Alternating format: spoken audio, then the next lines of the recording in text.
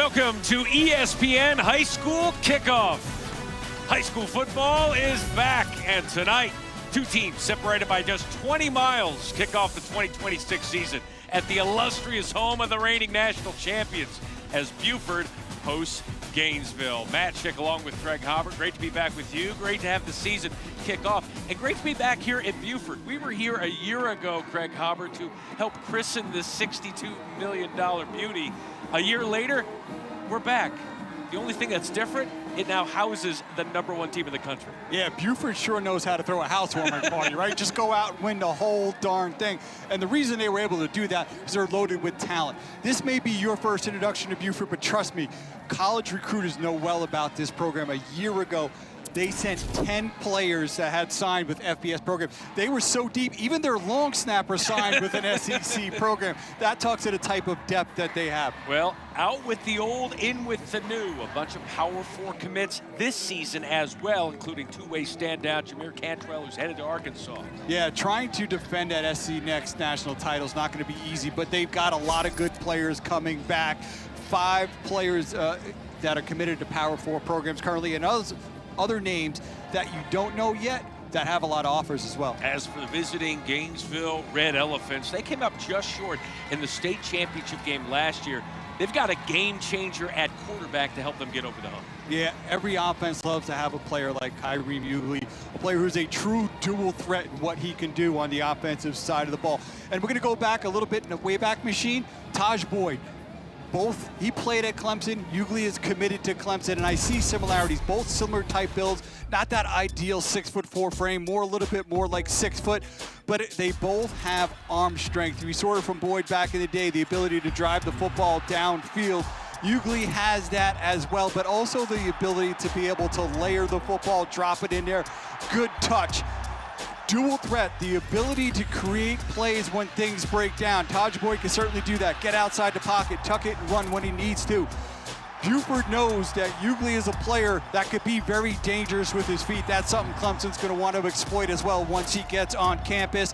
And then also the footwork, the ability to get their feet set, be accurate. That's something for a young player that has really stood out to me about Ugley when I watch him, how calm he is in the pocket, how he gets a good base, and that really helps with his accuracy and to make him a dangerous player at the quarterback position. Last year, 2,500 passing yards, 34 touchdowns, 9 picks, and more than 300 rushing yards at nearly 5 yards a clip. So someone to keep your eye on tonight, as will we, up here in the broadcast booth and our cameras down on the field. It is Buford and Gainesville getting set to go here in what we would call a welcoming, sweltering heat. Craig Hobart, you were on the field for, I think, 7 seconds and lost 8 pounds. Yeah, it was coming back up from the field just to say hi to the coaches and check some things. In the elevator, people asked me if I ran a marathon.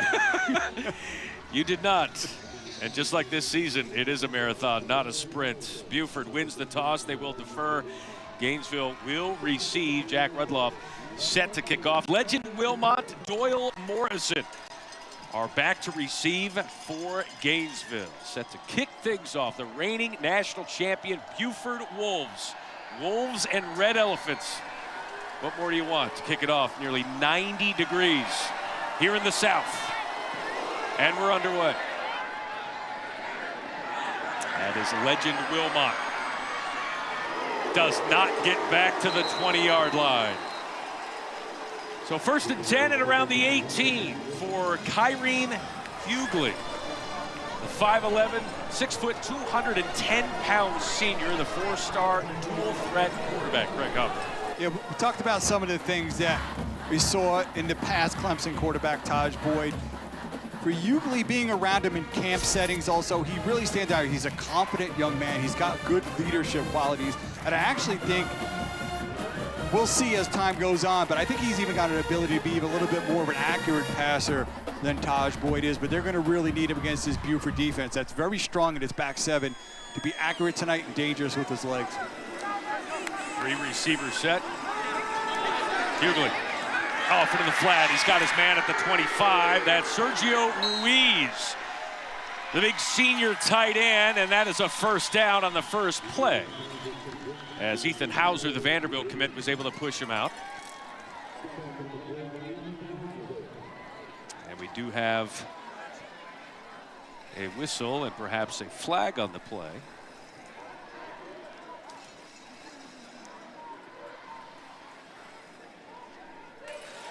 Personal foul, roughing the passer on the defense. 15-yard penalty from the end of the run. First down. Kyreme Hughley takes the hit, gets the first down. He's got a lot of toughness. You mentioned his thickness. He can absorb those hits. Yeah, and this is things that Buford's going to need to be careful with, those penalties. You get set, the ball was gone, unnecessary to kind of make that hit. Wasn't a devastating hit, but you got to be smart. Earlier in the year, first play of the season, everybody's amped up. 11 yards on the pass, 15 yards additionally on the penalty. Jordan Brown, the senior tailback, the lone setback. Hughley, quarterback run game. That's going to be a big part of this game. Here for the Red Elephants, Josh Eccles, the senior, was able to bring him down, not before a gain of 9. A little bit of tempo here. Using that motion across to kind of draw the defense, and he pulls it as his receiver right up the middle. Jordan Brown, the fake to him. Hughley, the fake, the run, crossing the 30 to the 25-yard line. Tripped up finally by Braylon Williams. Doyle Morrison had a really good block to set Hughley free again at 21. We're seeing some of that poise early on from Hughley. He got the edge. He a little bit of a pump fake, throws that receiver defender. Quick pass over the far side, but that is snuffed out immediately. Loss of 2 on the play. Silas Knuckles was able to fight through Doyle Morrison for the stop, no gain. We're seeing Hughley being dangerous with his legs. When he got out there, it's a little bit of a pump fake, froze that defender, allowed him to kind of get upfield for a big gain, really being very dangerous with his mobility on this opening drive. Wilcox, Wilmot at the near side, trips to the near side. Jordan Brown to the left of Hughley, and a whistle. False start. Offense, 5-yard penalty, second down.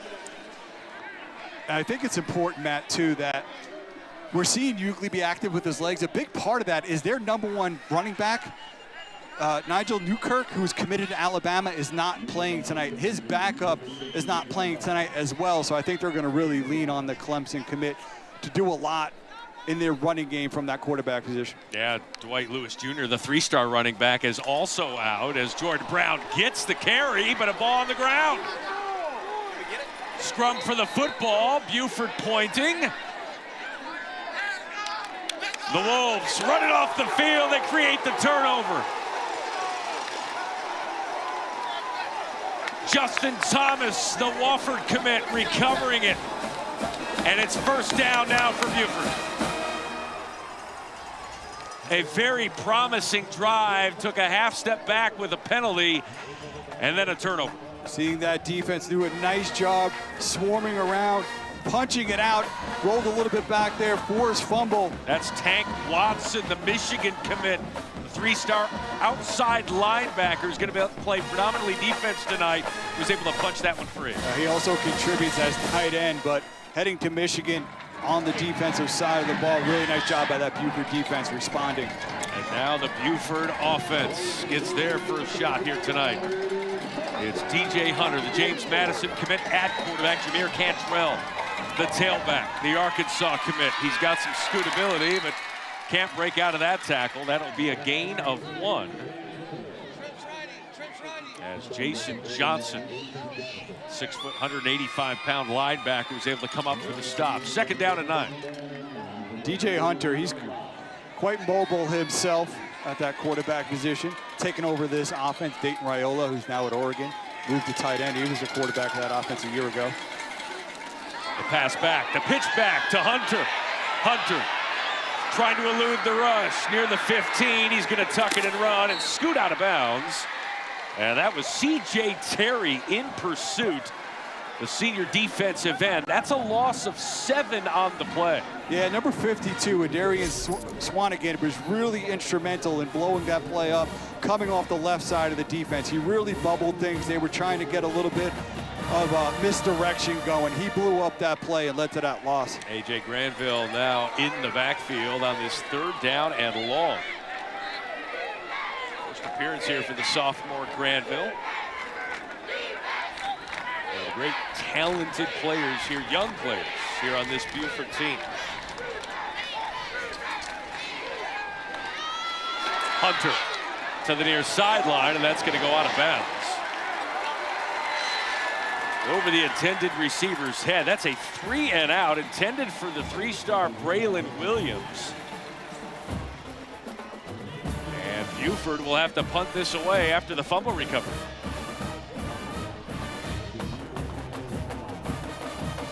Now, early in the year, too, it's always interesting, Matt. Special teams, a lot of teams don't do live special teams throughout camp. So it's always interesting when they line up the punt, what could happen. Valentino Lorenzo gets this one away. Doyle Morrison, quite the threat, but that threat is minimized with the fair catch at the 38-yard line. We are just underway. Gainesville moved it well the first time, turned it over. They get a second chance next.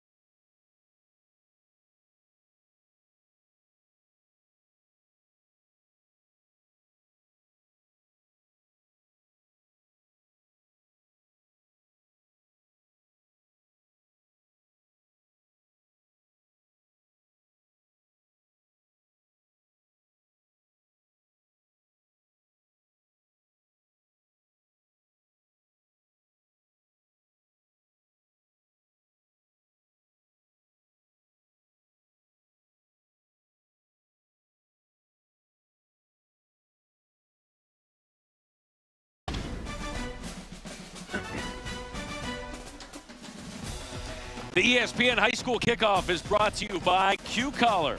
Protect your brain, protect your game. Collar up. Buford presented with their national championship trophy from a season ago, but it is a new season upon us. Their head coach, Brian Appling, trying to get the guys fired up pregame. First chance this year, first impression for everybody in this team, this chapter of Buford football. I challenge y'all with a bunch of things. I challenge y'all to commit, okay? Because you got to commit to something today. I challenge y'all to have every glow. The guy next to you is the most important thing in this room right now. You understand that? And representing and laying it all on the line for him. All right? Last one. You got to be obsessed about something. If you ain't been obsessed about something your whole life, you ain't lived yet. You understand that? Yes, you got to be obsessed about this game right now. Because I am. It's been 12 years in the making for this chance right here, this opportunity. Been a whole bunch of Buford football players that wanted this chance. And you got it. What you going to do with it? Grab on.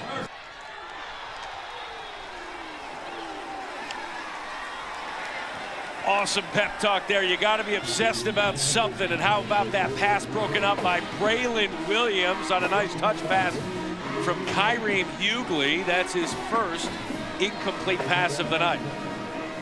Braylon Williams, he's going to be utilized on both sides of the ball, but he's got offers from Duke, Georgia Tech, South Carolina, Wake, projected to the secondary. We saw that nice play.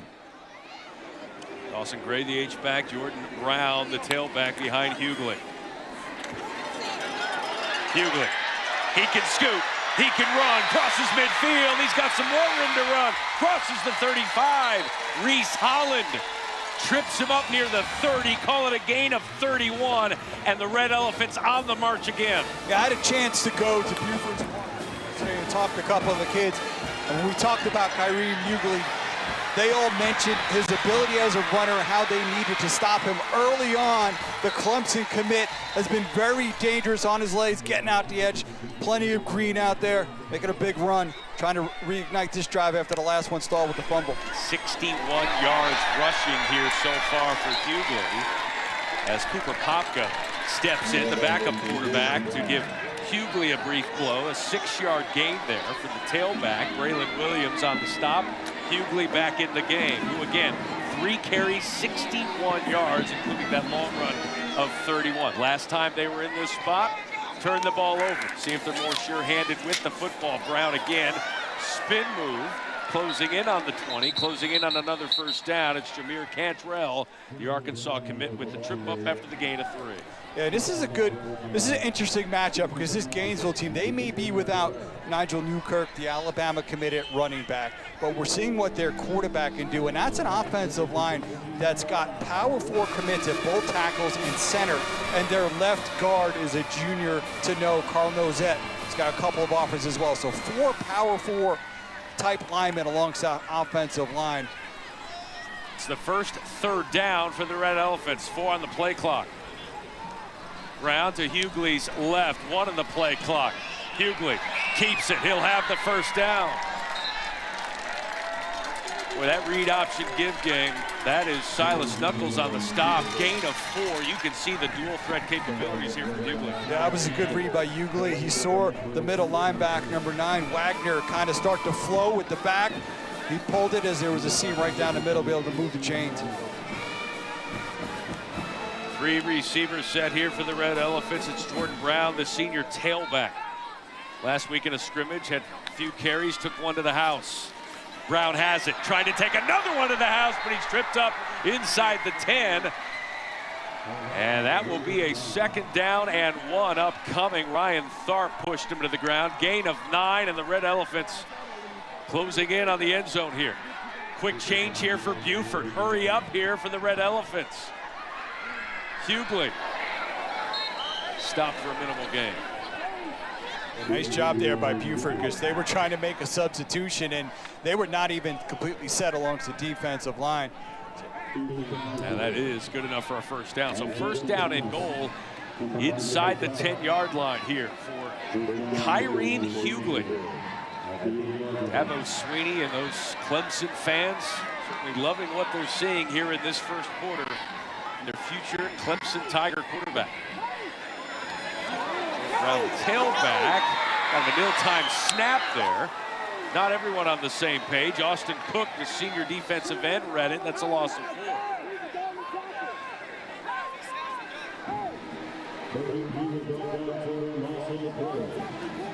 Gainesville wasn't ready for that ball to be snapped, and Buford, the Wolves, they were on the prowl watching that ball move.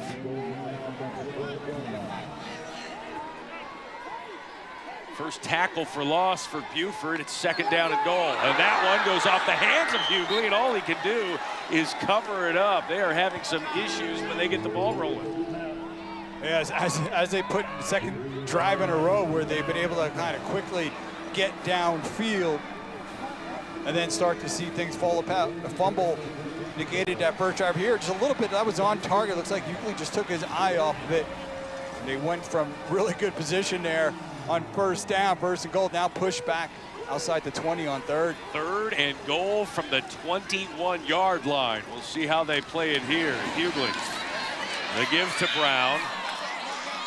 He will pick up about 5. We'll call it 3. And DJ Ford with the stop, and that'll bring on the field goal unit here for Gainesville.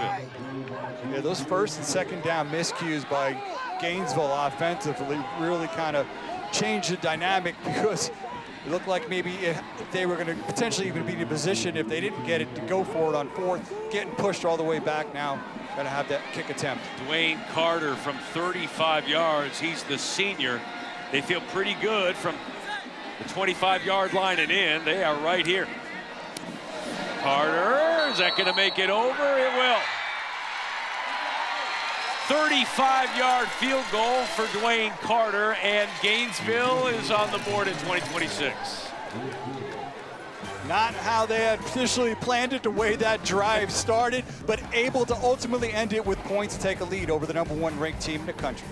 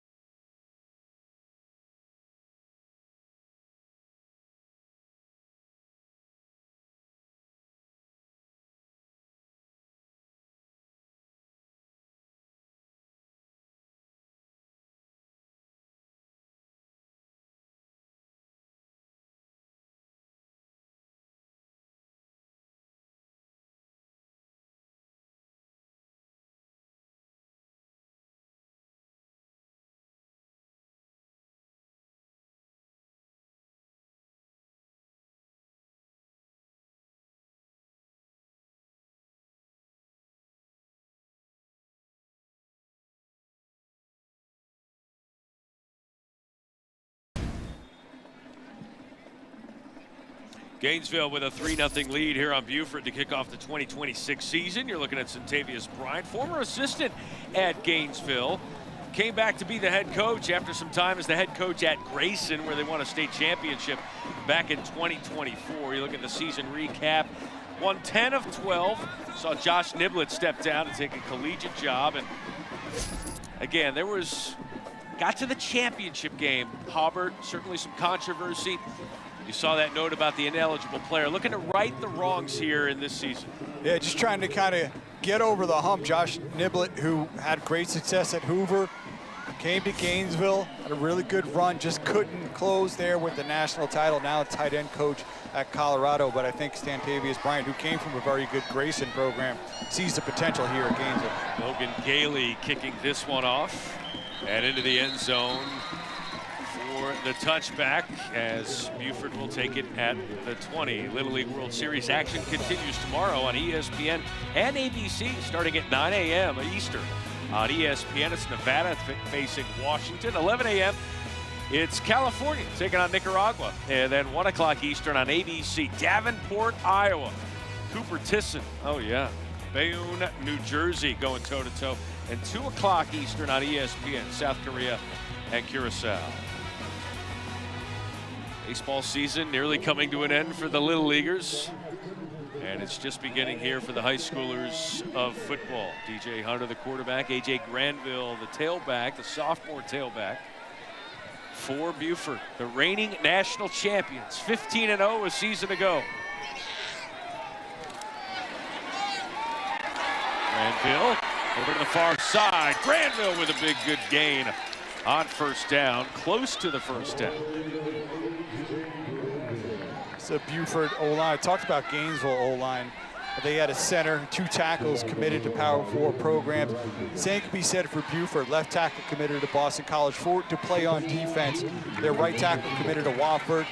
And then for their center, Eli Williams, he's a really good-looking junior, not committed yet. Love his tape, but that right guard, Noah Nixon, he's committed to Pitt. So very good offensive line. Both of these teams with luxuries at the high school level with the type of offensive lines they have. Hunter to the near side, and a nice catch near the 39-yard line. That's Ian Chafin. A gain of 12 to move the sticks. It's Jaileel Goley on the defense. But Chafin, one of those electric receivers who even Coach Appling was saying, out of all the players, he's looking for him to get some exposure tonight. Yeah, he's kind of got a slight build, but he's a playmaker for this offense. And the ability to go up, adjust to the football, the body control. He's a player who doesn't have any offers, but he's going to be a big part of this offense. Just a good football player. Silas Knuckles in the backfield. Instead, the pitch goes to Jameer Cantrell, who tries to cut back. And that was snuffed out well by the Red Elephants for a gain of 1. Giannis Richardson, 6 foot, 245-pound junior defensive tackle with the stop. Number 7, Jeremiah Proctor, the Pitt commit, doing a nice job on that previous play, just setting the edge, forcing that back inside. 2nd down and 9 here in this first quarter. 3-0 lead for Gainesville. Hunter, quick slant, defense there. Was he there early? Buford wants the flag, not getting it. That'll bring up a 3rd down. That was 7 Rashad was the intended receiver. It was Jeremiah Proctor again, the 3-star outside linebacker who can play all 3 levels. He's committed to Pittsburgh. Good coverage there, kind of a hybrid type defender. Coach was saying if he can make the plays he's made all summer, his phone will be blowing up after this game. Well, that's a pretty good PBU, and now it's 3rd down and 9. I think Pitt's fine if it doesn't rain. Yes, please. Put it on silent. Hunter, 3rd down. He's got time. Now he does it. And he's going to run out of bounds and ushered out of bounds at the 45-yard line. Gain of 5 on the play. Zachary Ingram was there on the stop. It really starts with the coverage there for the Red Elephants. Nowhere for Hunter to go with the football. Doyle Morrison with his heels at around the 13-yard line, back to receive this one. Valentino Lorenzo gets this one away. Carson lets that one bounce, and it rolls inside the 10-yard line. A 46-yard punt for Lorenzo. Gainesville has the lead and a lot of turf in front of them. Their next drive straight ahead.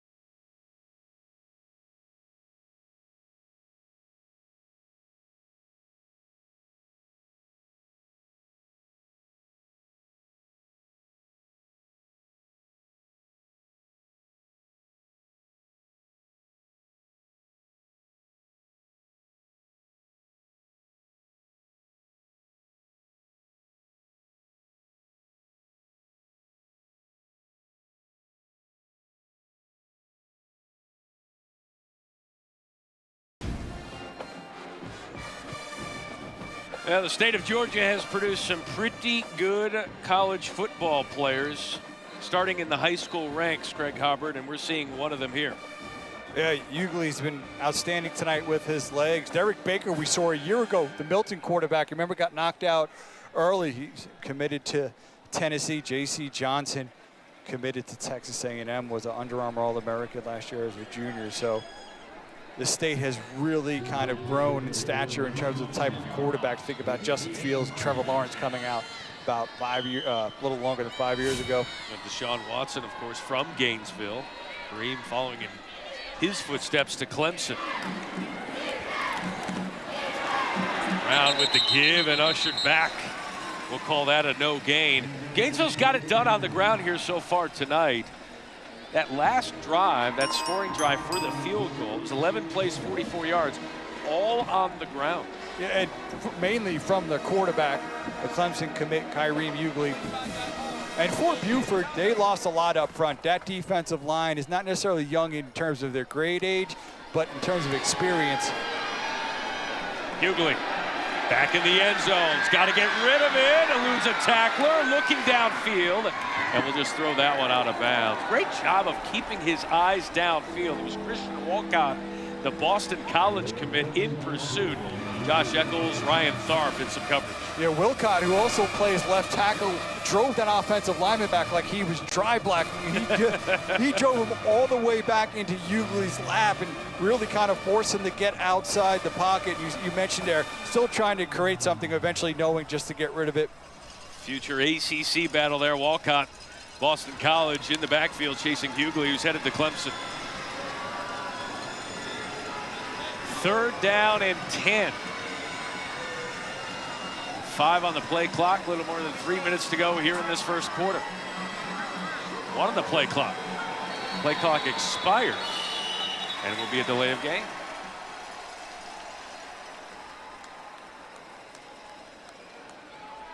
There may have been a timeout. Timeout there for Gainesville. Yeah, smart. I mean, you take that penalty and things don't go. Now you're not only punting from your end zone, you're punting from the back of your end zone. And again, it's one of those things, you know, for Buford, they actually played a scrimmage, a live scrimmage against Baylor, Tennessee, who we saw Thursday night. And they looked pretty good. Yeah, and in that scrimmage, though, they actually did do some live special teams against each other. I'm going to keep harping on this because a lot of teams, when they go through fall camp, they don't do live special teams. When we talk to the coaches, that's one of the questions that Yeah, you always ask is how much special teams work have you been able to get in? Yeah, because you could work, you could line up, you could run downfield, but until it goes live and you're actually hitting somebody, it could be very different. So early in the year, you know, a lot of coaches are kind of, through special teams, are kind of white knuckling it. You know, they're like, I think we're good, but we really haven't seen it. It's like the airplane GIF, just the wiping the sweat off as the plane is going through some turbulence. Don't call me Shirley. 3-0 lead here for Gainesville. Kyrie Hughley, 2 of 4 passing for 9 yards. They need 10 yards here to avoid a punting situation deep in their own end. We'll see here, though. Obviously, even you said they've got some real estate to go to pick up that first, but I think you do something where you get him out on the edge, because he can certainly pick that up if the pass is not there. Scrambling. 11 personnel here for Hughley. Hughley looking downfield, flips this one to the near sideline, and a miscommunication there with Trent Wilcox, but throws that one away. And the Gainesville Red Elephants will be forced to punt, a 3-and-out for Gainesville after a couple of very prosperous drives. Yeah, they chose to keep him in the pocket there. Once again, that Buford defensive line with really good push, good coverage, and that's the strength of that Wolves defense, is in the back seven. A lot of experience back there. Logan Gailey is back to punt. One of those kickers who participated in that Coles Professional Scholarship Camp. Braylon Williams has some track speed. That snap is low, and that snap is on the ground. Recovered by Buford. Touchdown, Wolves!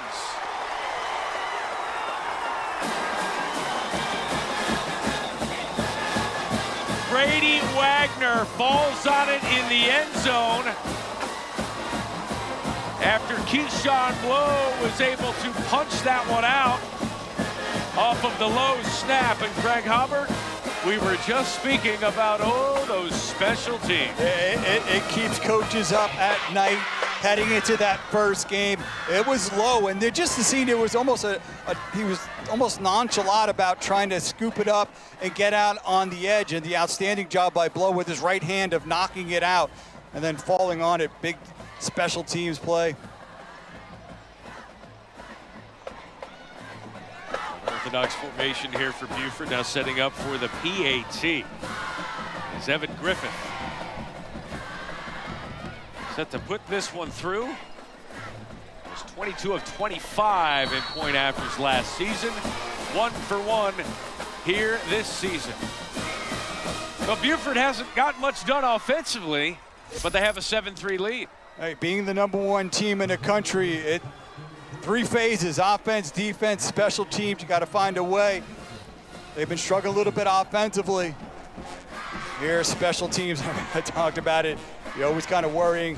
Buford there, able to make a big play. Maybe give their offense a little bit of a spark with that. What a huge recovery there from Brady Wagner, who started every game but one last year. Stepped in late summer when there was an injury on the team, and never looked back. And starting out this season with a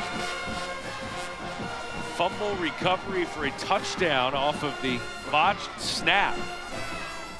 Special teams doing Gainesville in, so we'll get to see Kyrie Hughley yet again in this Gainesville offense after this kickoff.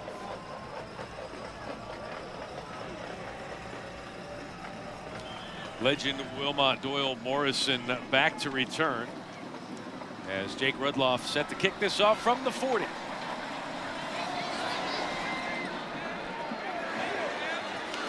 And that is Legend Wilmot with the football. To the near side. Out at the 32-yard line. A return of 20. Terrence Atkins pushed him out of bounds. So this Gainesville offense, Hobbs, we saw them in their first couple of drives have some really big plays, good chunk yardage, and then they shoot themselves in the foot here a little bit with a bad snap or a penalty. 3 points, it feels like they should have the lead here, yet they don't. Yeah, I mean, 2 drives that stalled. That second one, at least they were able to get 3 points out of it. I think for Buford, it's about containing Hughley. You talked about him being a dual threat. Okay, you've got to take one of those away. Can he beat you as a passer? Absolutely. But with their #1 running back, talking about Gainesville being out, I think you've got to take Ugley out of the game as a runner and force him to beat you as a passer. Ugley showing off that arm to the far sideline. That's Doyle Morrison to the 50-yard line. Jameer Cantrell, the Arkansas commit, brings him down, but a gain of 18. Most prosperous passing play of the day so far for Gainesville. Yeah, it's a nice job, quick, showing the arm strength. We talked about it at the top, the ability to throw from that far hash to the number, get his feet set right on his receiver. Again, he can hurt you many different ways. Ugley, miscommunication there with his receiver, Connor Hall. The sophomore receiver on the near side, thrown it out into the flat. And Ugley lost his helmet, so he's going to have to leave for a snap as Cooper Popka now comes back in. Imagine here in a 2nd and 10 with Popka. According to their stat sheet, he did not attempt to pass last year. Imagine he'll probably keep it on the ground on this play. Jordan Brown, the tailback, does get the carry. Finds some room, picks up a few yards. Reese Holland is there to snuff that one out. And now Ugley comes back in for this 3rd down play, 2.5 to go in the first. Get a Gainesville team that made it to the state championship game last season. They lost to Thomas County Central, taking on Buford, the Wolves that the state title won the national championship last season. 3rd down and 6 here for the Red Elephants. Ugley over the middle, and that one is snuffed out. Catch near the line of scrimmage. It's that man, Brady Wagner again. He had the touchdown, the fumble recovery in the end zone. And there he hits Colin Porterfield with everything he had. Well, started with number 8, Eccles. He's going to come create that pressure, and then Wagner there in coverage quickly to make the tackle. Nice job by those linebackers. And a 4th down attempt here. Kind of in no man's land. We'll see what Ugley does, and he will punt this one away. This little pooch punt bounces at the 10 and rolls out of bounds around the 5-yard line. You might have to up him from a dual threat to a trio threat? Yeah, you say DT. Is it TT now after that punt inside the 5? Now Gainesville's defense will come out onto the field. But you're seeing everything that Buford does, right? It looks like they don't have anything going offensively. Their defense, their special teams makes up for it. And now they force another punt. Great teams find ways to make plays in all phases, and also they complement each other. When one side of the ball may be struggling, the other side of the ball finds a way to kind of step up, help them buy some time, help them kind of find their stride, and that's what we're seeing here from Buford early on. Offense has been struggling a little bit, making a play on special teams. We're starting to see the defense stiffen up when Gainesville did get deep, and now getting them off the field. We're starting field position here for Buford.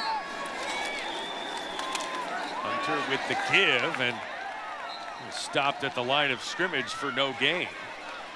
Josh Johnson, number 29, quickly getting downhill, filling that A-gap. Closing in on a minute to go here in this first quarter. Two of those linebackers, him and Chance Davis, both only sophomores, but talking with head coach Stantavius Bryant, he was really excited about them. He felt that both of those linebackers were going to be future stars in the state of Georgia with a little bit more experience. 10th play on offense here for Buford.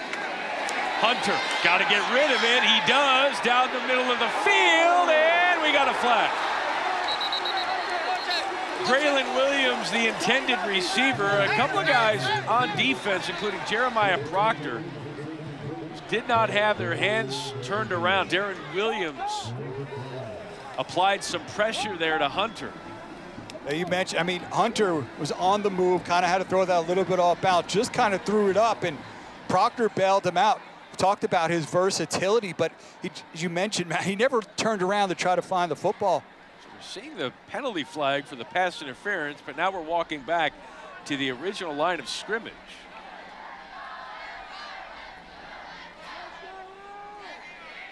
And they are marching this off. Well, remember, high school. Pass interference, defense, 15-yard penalty, first down. It's not an automatic first in high school, but the 15 yards obviously is enough to get them the first. They got just as many yards on that penalty for their offense as they have provided by their own offense. Proctor had been looking back, and then he kind of turned in and just keyed the receiver and never tried to find the football. Here Cantrell with the give, and he's wrapped up from behind. A couple of red elephants in pursuit, including Darian Swanigan. Coaches say he's really good, and if he plays like he practiced earlier in the week, they'd be in pretty good shape. We've called his name a couple of times. You asked Coach, who are you excited to see? Who are you? And that was the first name that he said that he was really excited to see him. He felt that he could be kind of a breakout player. We're seeing it early on. That should be the final play of the first quarter here in 2026. Gainesville outgaining Buford 113-19 in total yards, but it's Buford outscoring him 7-3. It's a $62 million beautiful edifice here. Buford High, the home team with the lead. We go to the second quarter next.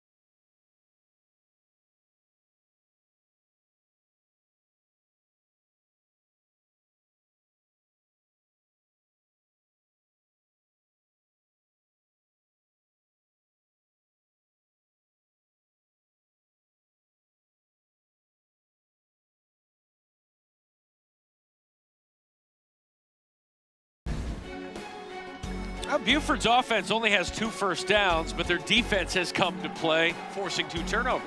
Yeah, that defensive front, which a little inexperienced, I think has really played well in that first quarter in terms of getting pushed.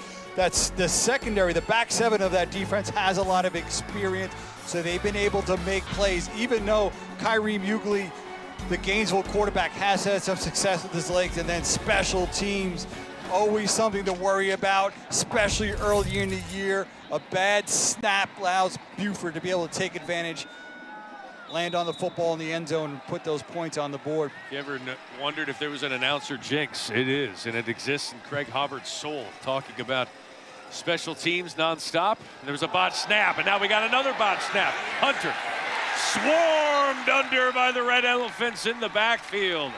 Jason Johnson was there, among others, a loss of 8. DeMarcus Simmons as well in pursuit. A little high, but one that you expect your quarterback to be able to pull down, just went through his hands.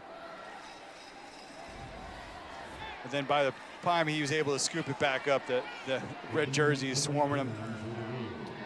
For offenses struggling, certainly don't want to put yourself behind the chains. Never want to do that, especially when you're still trying to kind of find your groove. 11 plays, officially 11 total yards here for Buford after that loss.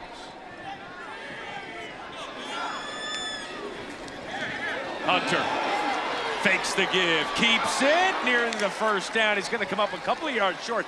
Jeremiah Proctor, the 3-star outside linebacker, the Pittsburgh commit, able to trip him up before he could move the change. The gain of 16 will force a punt. Yeah, number 6, Darren Williams, the Wake Forest commit, just came off the edge. He took the running back. Hunter sees that. He pulls it. He's got plenty of green on the outside. Showing Ugly that I can do that too. I can make a little damage with my legs as well, the James Madison commit. It is 4th down and 2. Perhaps I spoke too soon about the punt. Hunter got a wildcat here. And it goes over his head. Over Cantrell's head and wrapped up at the 5-yard line. What a mistake.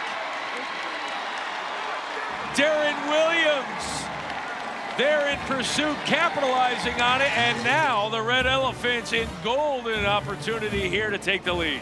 Yeah, even with their struggles offensively tonight, really hadn't seen much between the quarterback and center. Now twice on that drive, high snaps.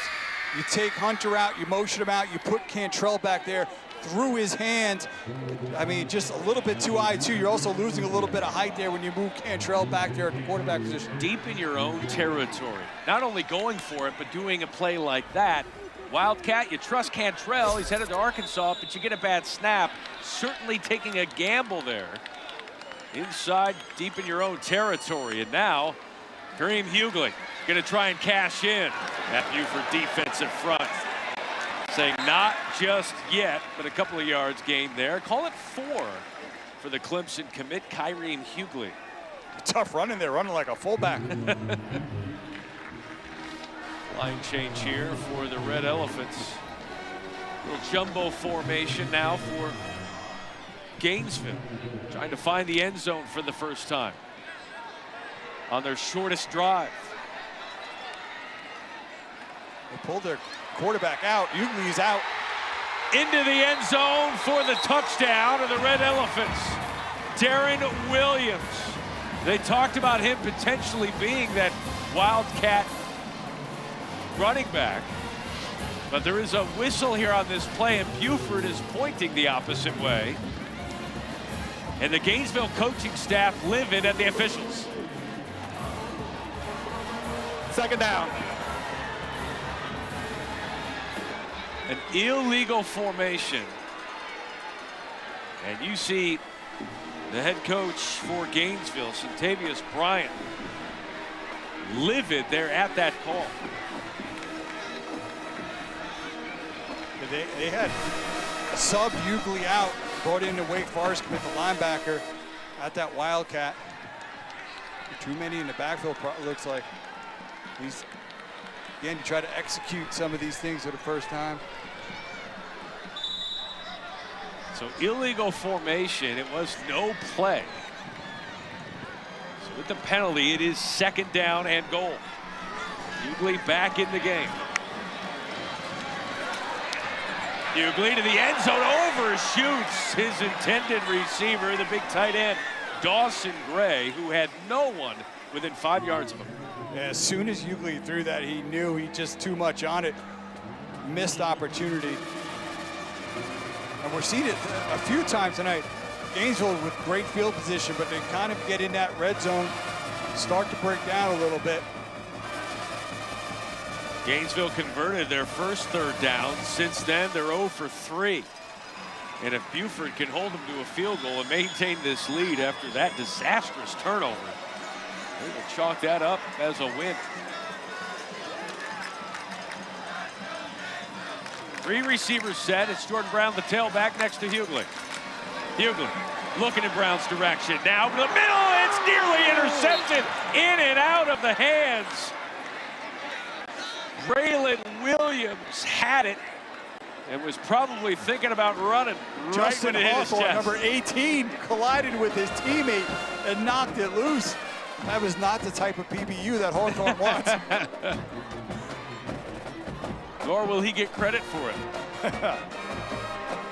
And you know, a small thing, but it could obviously make it a 1-point game. With that turnover would have just shifted possession. See if he can make this kick.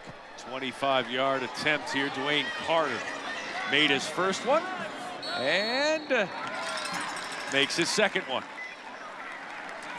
So 2 red zone opportunities for Gainesville High out of Georgia and 2 field goals, Craig Hubbard.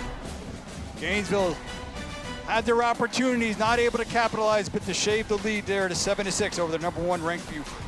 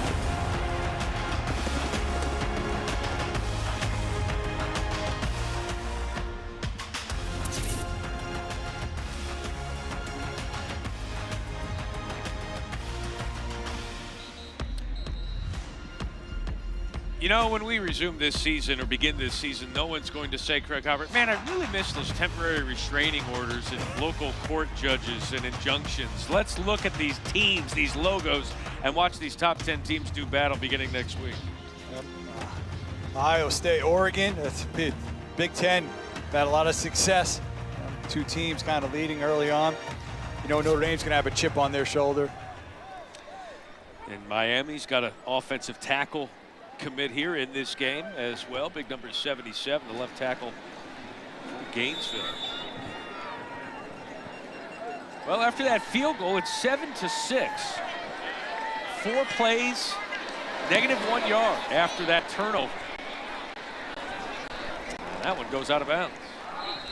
Flag on that play. Gainesville's doing enough to make you believe in them and then also make you scratch your head a little bit. Yeah, just not able to finish. And one of the things, too, I noticed having a chance to watch that scrimmage that Buford had against another top 25 ranked team, Baylor, out of Tennessee, was able to get a win Thursday night over the Brentwood Academy, was that Baylor was able to create a couple of big plays in that scrimmage. Kick out of bounds, kicking team. The ball deflected to the 35-yard line. First down.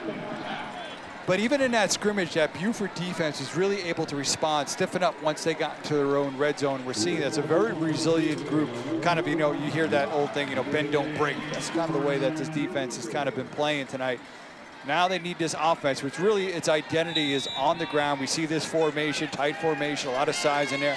See if they just try to get back to basics, try to win the line of scrimmage and move the football on the ground. Well, because of that penalty, it's their best starting field position of the night. Cantrell in the backfield doesn't get much. DeMarcus Simmons was there, minimal gain of 3. Just 9 total yards here tonight of offense for Buford through a quarter and change. You know, you go to a practice, I'm sure at some point you're going to hear some coach scream, finish. And that's what Gainesville has struggled to do tonight. 3 times getting into plus territory in Buford side of the field and really only coming away with 6 points. 2 of those red zone trips. Second down here for Buford.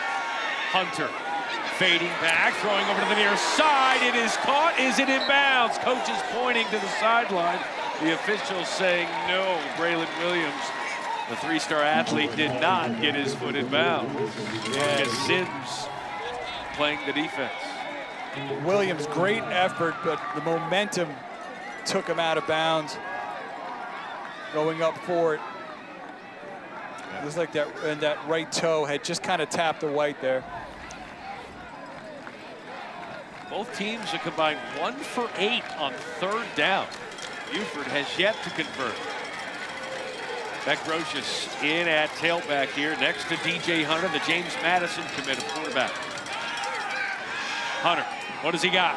Over the middle and in and out of the hands of his intended receiver.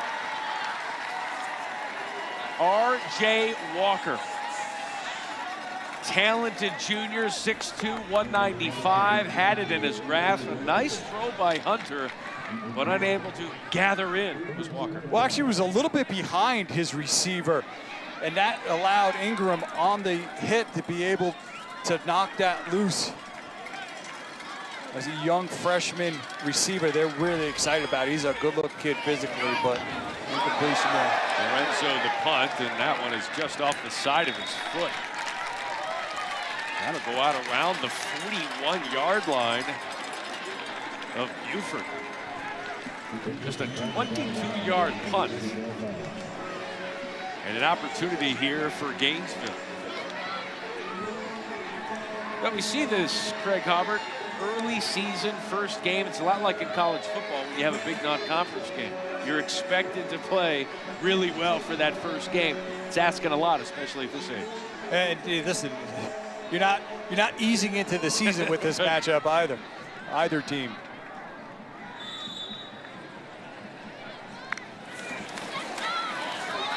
Jordan Brown gets the handoff and not much else.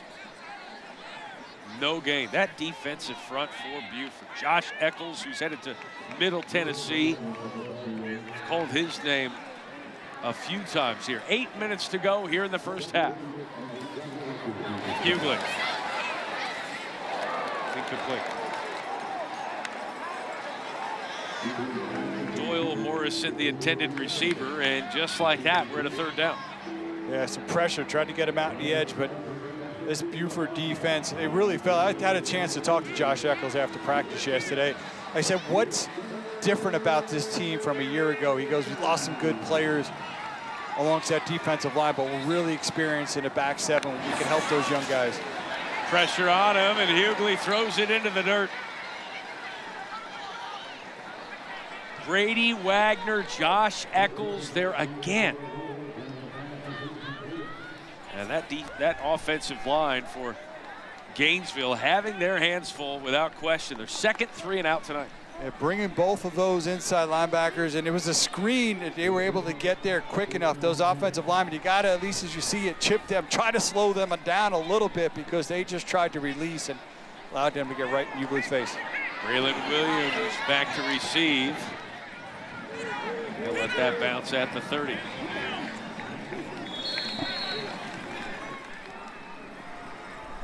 Buford, just 9 total yards with a 1-point edge. Less than 8 minutes to go here in this first half at Buford.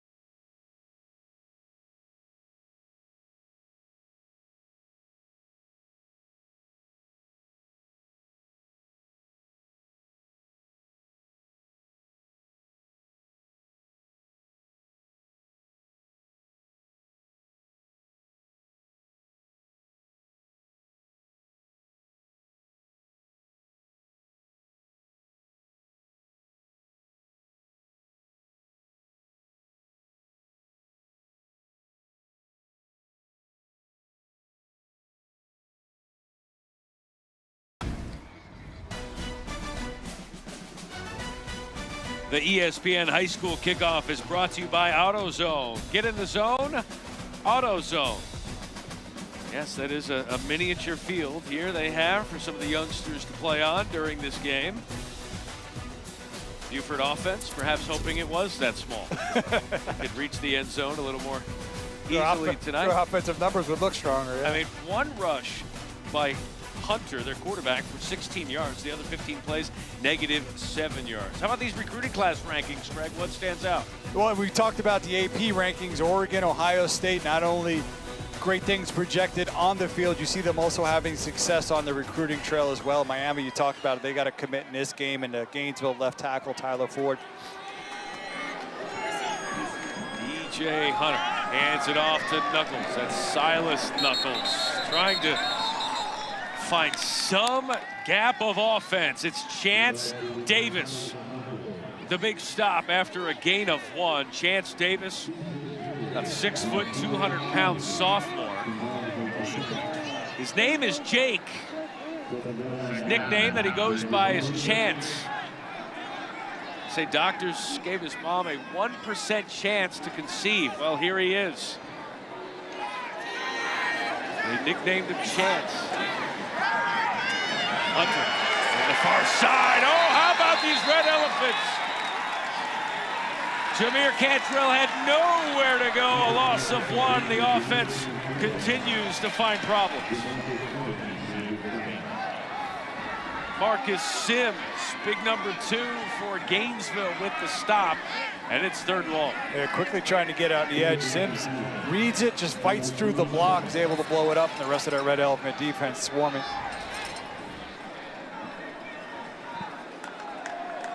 Silas Knuckles again in the backfield. Average yards to go on 3rd down, 12.5 yards. They're about that here. You better look out. Hunter throws it into no man's land. He's hit there. That was Darian Swanigan, was one of 2 Red Elephants there in pursuit. And Tamari Bailey, the defensive back as well, who's got offers from UMass, among others. Well, similarly to how the Gainesville drive ended, it's how it ended for Buford. They were trying to set up a screen. The penetration was so quick there, getting upfield, it never allowed it to develop. 3 plays, no yards on that drive. But we do have a flag.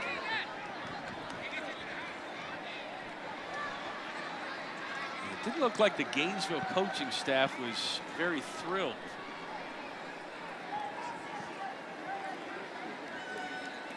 Intentional grounding. Offense. 5-yard penalty. Lost it down. 4th down. Well, he said he threw it into no man's land, and there was no one within about 5 to 10 yards of that pass hitting the ground. Well, I mean, it looked like they were trying to set up a screen. Look at the back that slipped out of there, but didn't, with that pressure, it was obviously a sloppy throw, and officials feel like that wasn't even anybody there close enough. 4th punt for Buford. Valentino Lorenzo will try and get this one away. Legend Wilmot is standing at the Buford 45-yard line.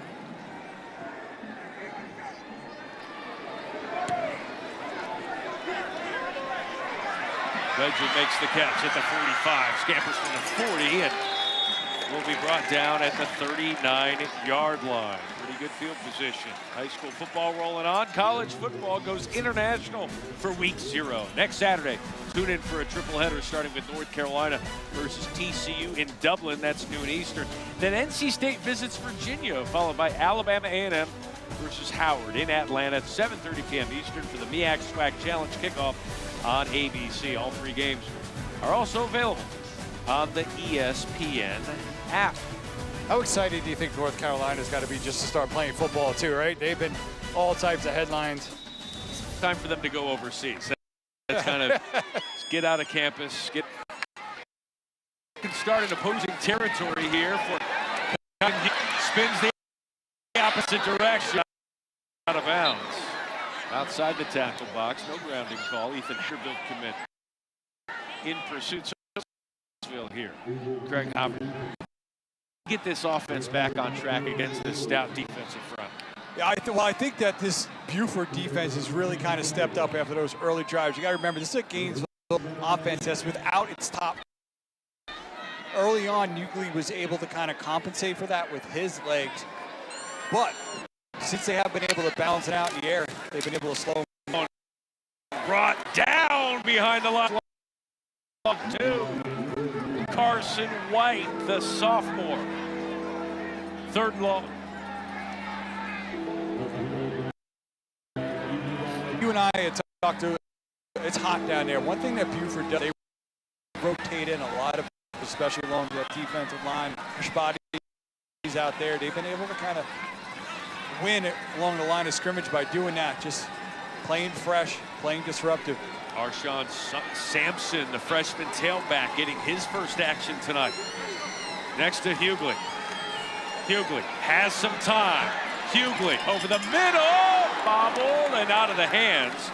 And tipped away from his intended receiver. That was Jameer Cantrell doing a nice job, the Arkansas commit, knocking that away from the tight end. Yeah, good awareness by Cantrell, because there were actually two Gainesville players that had a shot at it. On that ricochet, Cantrell stays with it, sees it, able to disrupt it, make sure that's not a completion. Back-to-back 3 and outs for Gainesville. 5.5 to go in this first half.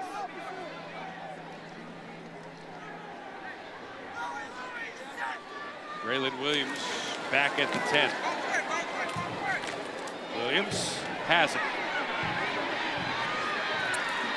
It's to the 20. Brought down to the 21. And there's going to be a late hit. It almost looked like one of the Red Elephant players knocked over his own man after the whistle was blown. We'll see what they call.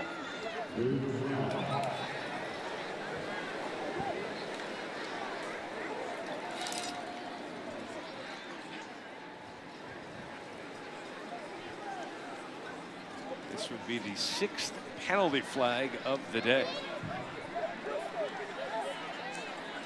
Yeah, I saw that too, but I didn't see the origin of where, almost like he was just out of control, that Red Elephant coming down there. Elephants can get out of control. Just stampeding down there.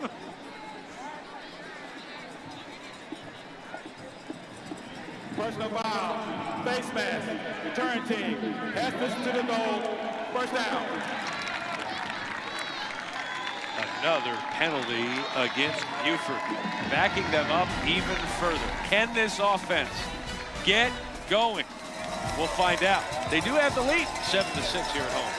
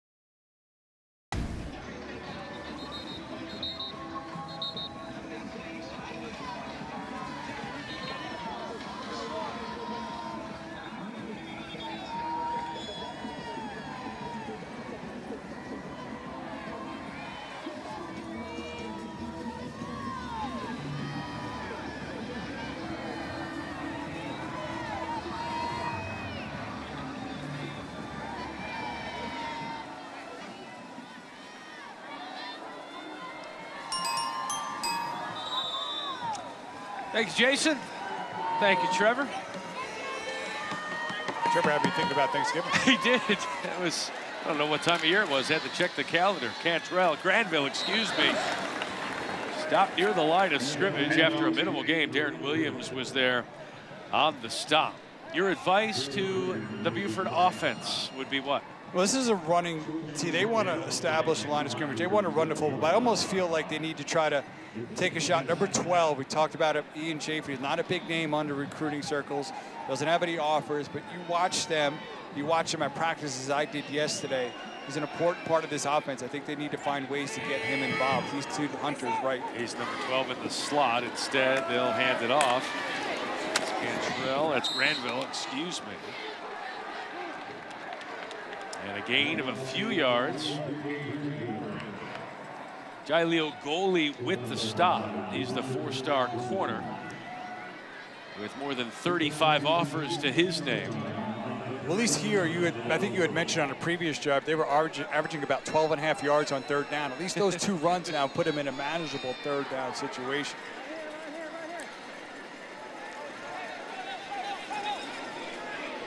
Four receivers set here for DJ Hunter, the James Madison commit. Trip Chapman in the backfield. Hunter to the near side. He's going to have the first down and knocked out of bounds. And that's their first third down conversion of the night. Forced out tackle there by Colin Luke. Yeah, they brought pressure. Number 6, Darren Williams, looked like he might have had a shot at him, the Wake Forest commit. He was able to slip Williams, who came in around, and with that, able to pick up that first down. Good awareness by Hunter, seeing that pressure, seeing the lane, and even able to move the chains. 21 offensive plays, 24 total yards here for this Buford Wolves offense.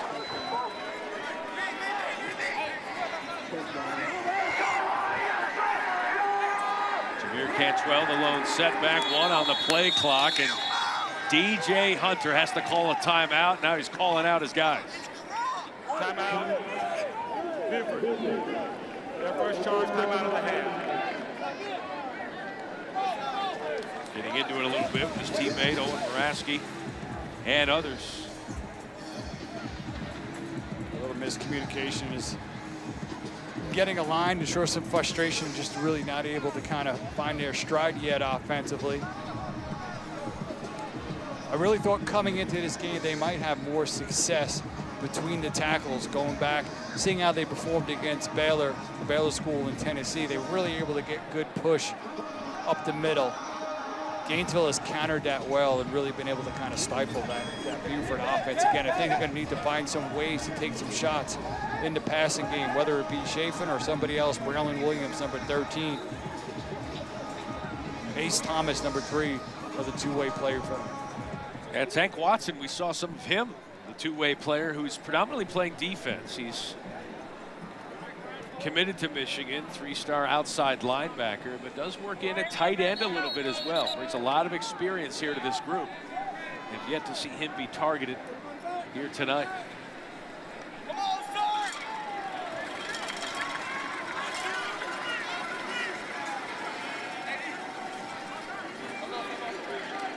So first down and 10 here.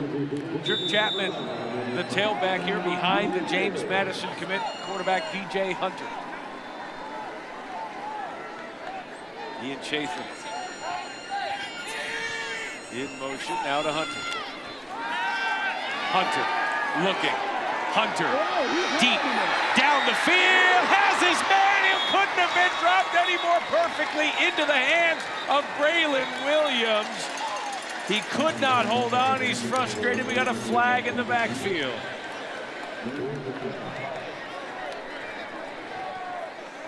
That's about as good of a throw as you will see from DJ Hunter.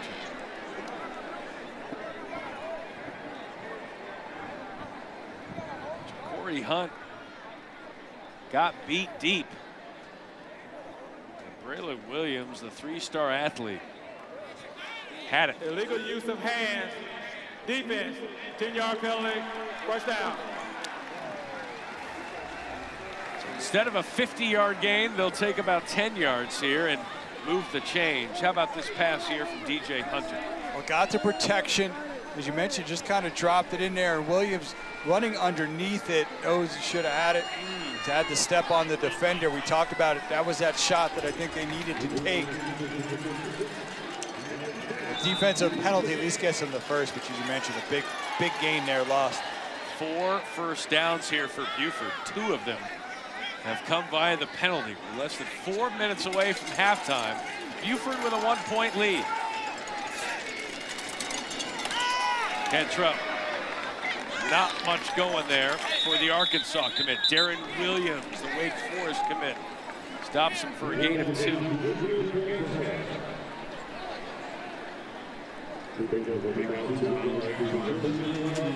Williams had 70 tackles a year ago, a big part of his defense.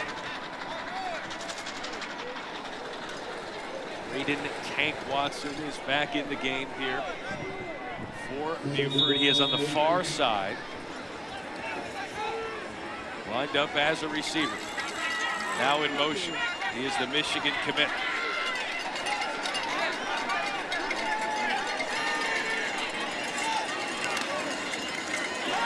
Hunter finds his man, and that's finally caught. Rodney Walker Jr. with the catch. That's a gain of 17. That's a talented freshman, Craig Hopper, with the grab. They're able just to kind of pull it, use that play action, and then good slant route, good pass, good catch, execution. And you are about to see the first snap for Buford in Gainesville territory.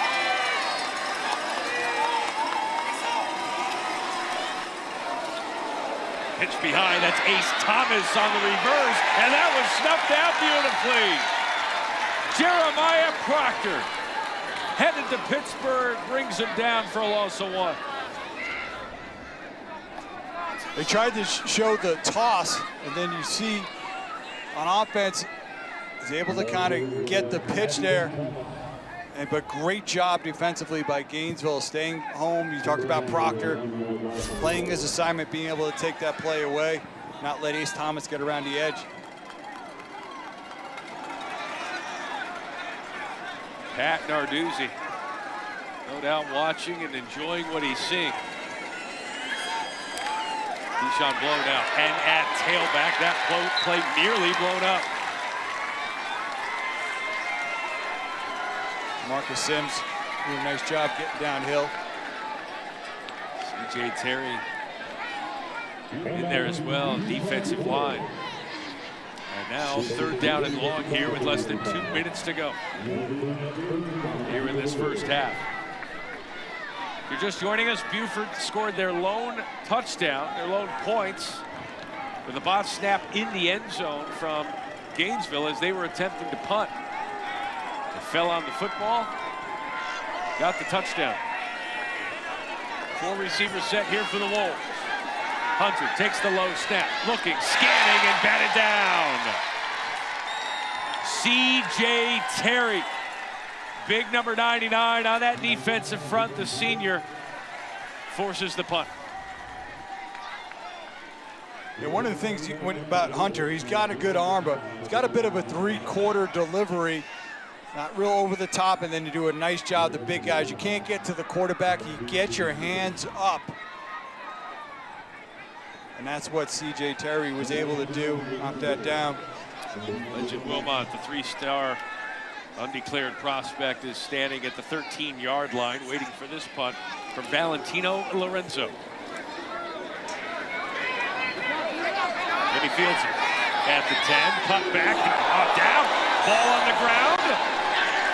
Flag on the play, and it looks like Gainesville did recover that. No, they didn't.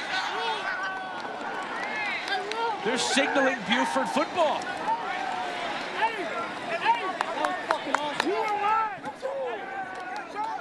Ashton Thomas, check that, Ethan Hauser, forcing that ball loose. And if that stands, that's the 3rd turnover here for Gainesville.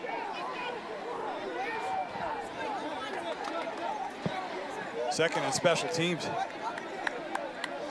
Officials getting together.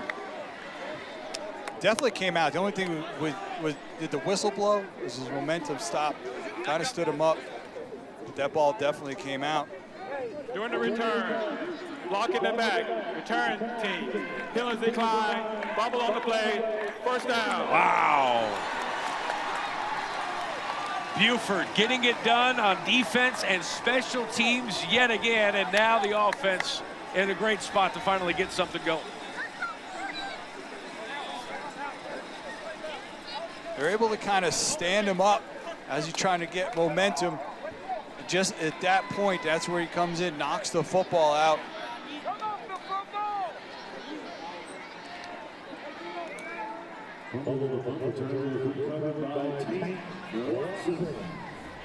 Tank Watson was able to recover that. And it leads to the first red zone opportunity here for this Buford offense. So it was Brendan Davis who was able to knock that loose. DJ Hunter, they're looking to pass, going to the near side, and good defense played there by that pass attempt. That was Zachary Ingram. They call him the blanket for a reason. He and Chafin had nowhere to go there. Yeah, he had 17 PBUs listed a year ago in their stats. Plays opposite Jaleel Goley, talented junior.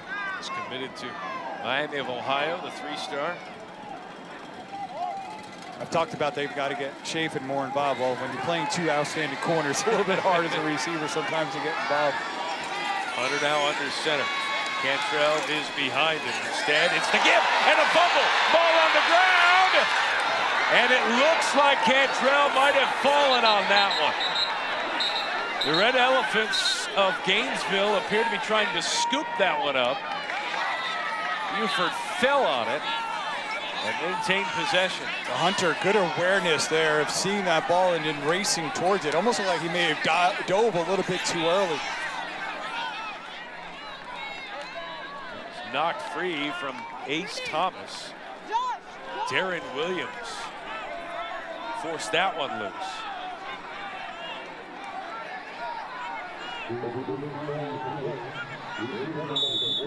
DJ Hunter lost his helmet, so he is out of this play. Braden Thompson coming in here at quarterback on 3rd down. The sophomore, they say similar to DJ, can throw, can run, used in a similar fashion. We shall see. Beck Brocious, the tailback next to him. And timeout here for Gainesville. 37 seconds to go. Timeout. Gainesville, their second charge timeout of the half. A 3rd down and 22 coming here. Neither of these teams are handling red zone very well. 3rd and 22 for a Buford team that has 32 yards of offense so far. Yeah, they're set up with opportunities. They just don't want the early Christmas gift. Yeah, this could have been huge for Gainesville. DJ Hunter, just seeing that, he was quite a few yards away. He sprinted and was able to get on top of that. Otherwise, it could have gave Gainesville some real momentum potentially going into the half. Good job there by Hunter to recover it.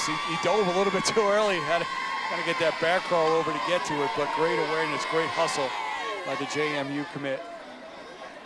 But still, this offense, you got a great opportunity there off the special teams turnover.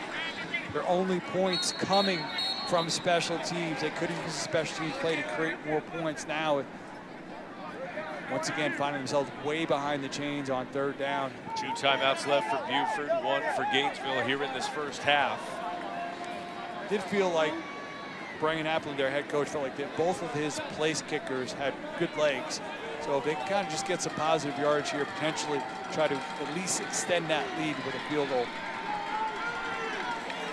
Braden Thompson, the quarterback.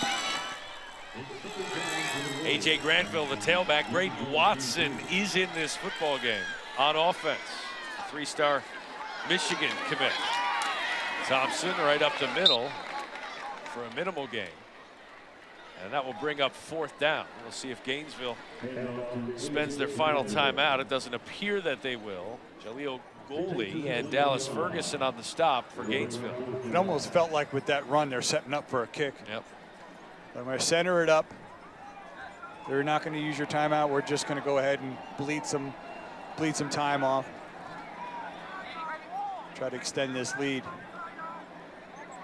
Evan Griffith will eventually attempt this field goal, we believe, for Buford. I would say that this stadium design, $62 million.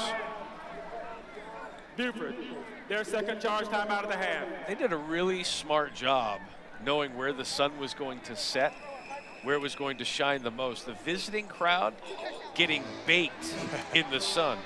Buford, nothing but shade. Yeah. I mean, just really smart. $62 million where they have figured it out here. Opened last season. We were here for the christening. 15 suites with standing room only crowds. You're right. The visitors probably like, hey, could you just gone 63 and put an overhang over here? But have killed you to plant a few trees. Little pergola over here would have been nice. 89 degrees, sunny. You can see all the fans moving, the physical fans that are waving. The whole campus is, I mean, it's 3 buildings. In 2019, the entire campus was built, called Buford University.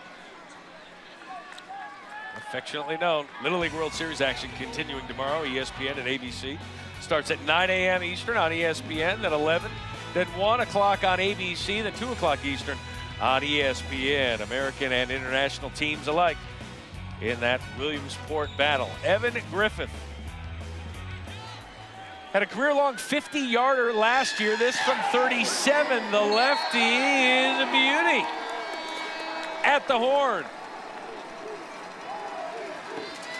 Buford extends their lead. They lead 10-6 going into the locker room. I think both coaches address special teams and then trying to find a way to ignite their offenses. I think both defensive coordinators pretty happy about the way things played out. 10-6 Buford with the halftime lead. Time now for the halftime report. Jason Spells and Trevor Madden.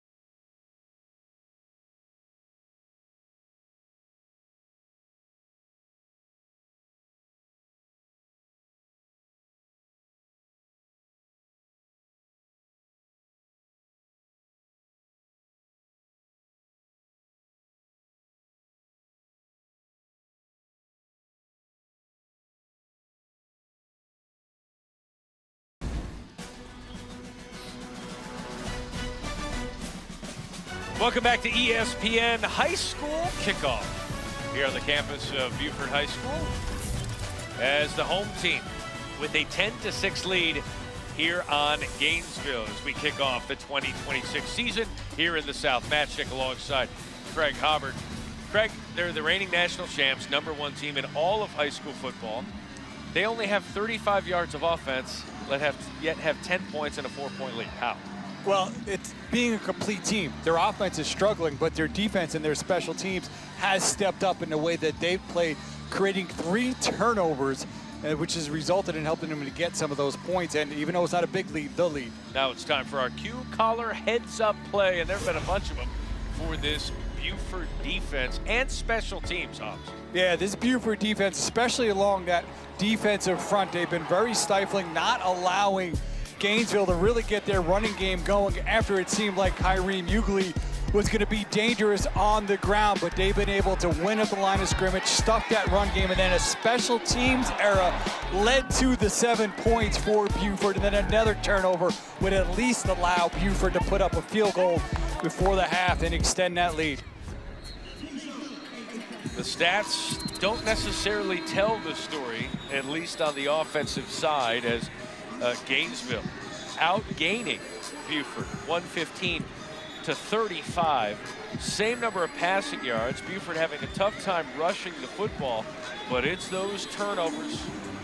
Ball security is job security, and that's why Buford feels very secure about where they're at right now. And if they can get their offense going at all, it could be tough sledding here for Gainesville. Yeah, I mean, those last 2 numbers are so big. The turnovers and then the points off turnovers is really telling. And if you're playing the #1 ranked team in the country, you cannot make mistakes like that. For Gainesville to still be even in this game like this is big for them with the way that they've turned over the football. And really, they're lucky that Buford is struggling offensively and hasn't been able to capitalize more. Both of these offenses really need to find their footing, find something that works. I think for Buford at some point, though, we saw it.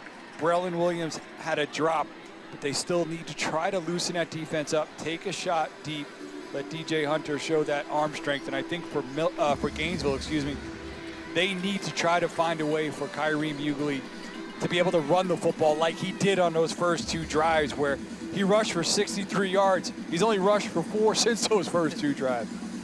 There's Hughley, the Clemson commit. And there are the fans baking in the sun here in Georgia. Kickoff time, it was 89 degrees and southern humidity, like you hear about in the books. DJ Hunter, the quarterback for Buford, probably had the biggest play of the game. Was a fumble recovery that allowed them to kick that field goal as time expired. Yeah, I mean, Buford doesn't have any turnovers in the statistic column, but they have put the ball on the ground a few times themselves. Both of these teams need to do better with ball security and with finishing offensively. Logan Gailey set to kick off. Silas Knuckles and A.J. Granville set to return. That one nearly goes out of bounds, but Knuckles receives it and runs with it toward the 40-yard line. Nearing the 39, that's Colin Luke making the stop there for Gainesville. And Buford with some pretty good field position here to start this second half. So they ended the first half with a field goal as time expired. And now just beginning here this third quarter. We'll see what kind of adjustments they make here. Yeah. Well, you focused on the positive. Remember, though, they were in the red zone and kind of should have put more points on the board and still able to salvage those 3 points. My cup's always half full. There you go. But I think, Kedney, I thought they'd be able to do, talking about Buford, a little bit better in between the tackles and getting pushed. Gainesville's really pushed back against that. Jay Hunter hands off to Jameer Cantrell, who's headed to Arkansas, but not headed for many yards. That's a gain of 2. And I think, that Buford coaching staff probably feels the same way right out the gate, trying to get downhill.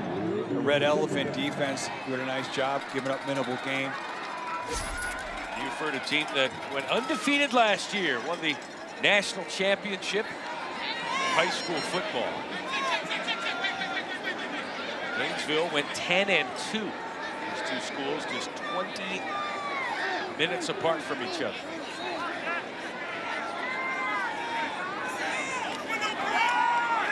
the handoff. Nearing the first down. Stop there by Chance Davis. That's a gain of 6. Yeah, pulled Noah Nixon, number 70, the Pitt commit, around. Nice job following his block, putting themselves in. They've managed to really kind of get themselves behind the chains a lot in that first half. Here in a good position, Noah Nixon, the right guard, pulling around, able to kind of seal number 52. And always running back to get downhill, Jameer Cantrell.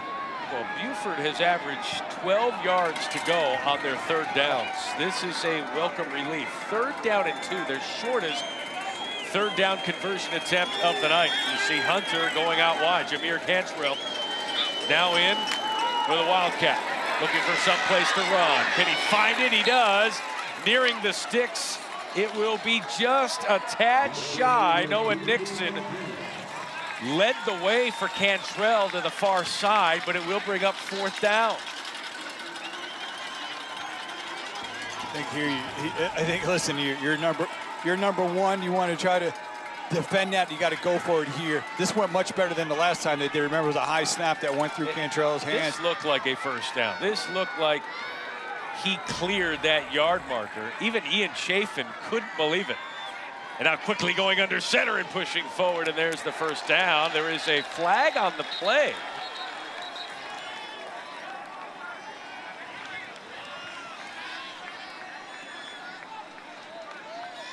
Illegal shift. Offense. 5-yard penalty. 4th down. Just making things challenging for themselves on a simple get under center and push the ball forward. Yeah, both of these teams have just kind of managed to find ways when it looked like there was an opportunity for success to shoot themselves in the foot. So you could debate whether he picked up that first on 3rd or not, but penalty just negating an opportunity to move the chains. Valentino Lorenzo has been exercising his leg a lot tonight. The 3rd 3 and out. Here for Buford, Doyle Morrison set to return. He has the football, catches it at the 13. It's a fair catch. So Gainesville High School has seen some pretty good quarterbacks come out of their school to the Power 4 level. Kyrie Hughley could very well be the next one. He's a 4-star dual threat quarterback, top 200 prospect, and headed to Clemson. Look at how he started. What's changed here, Hobbs? Yeah, this is an offense. They came out early on. It looked like he was going to really be a force to be reckoned with in terms of what he could do with his legs. They've really shut him down since those first 2 opening drives. This is an offense without their starting running back, Nigel Newkirk, who rushed over 1,400 yards a year ago and is committed to Alabama. 3rd start inside their own 20. Jordan Brown doesn't have a lot of room to roam. Next to Gray Richardson. They need for Hughley to be able to kind of stress the defense again with his legs like he did on those first 2 drives. They also need to make some plays through there. The problem is for that Gainesville offense, the strength of that Buford defense is that secondary. And it's really that D-line for the Wolves that has stepped up and played better than their experience would suggest. Hughley, little bubble to Doyle Morrison. Morrison gets a block, finds some green, and a late hit out of bounds. Give him the first down, give him 15 more after this penalty. Brady Wagner pushed him out of bounds late, tackled him late after the gain of 18.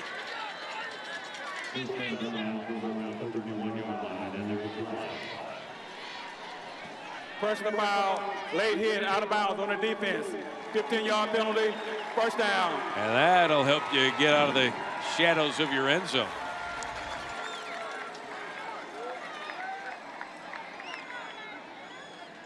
Nice blocking there by Trent Wilcox out on the edge, the receiver, allowing him to get there. And then you see once he's in the white, the hit into the bench, really just unnecessary. Maybe not just the contact, right, but the follow through on the tackle. They're out of bounds. So 1st down and 10 at the 46-yard line. Hughley, quick pass and out of the hands of Doyle Morrison, the 3-star wideout who was great last week in the scrimmage. They really want to get him the ball in space. miss a tackle, it could be daylight, but just couldn't reel it in. Yeah, trying to throw that on the run, and Braylon Williams lucky that he didn't intercept that.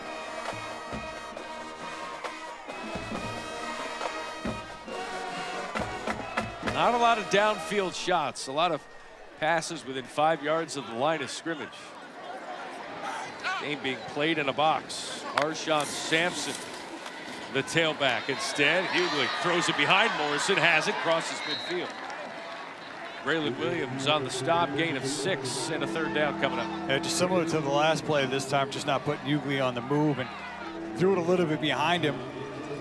Forces receiver Morrison to have to kind of turn around and adjust to it.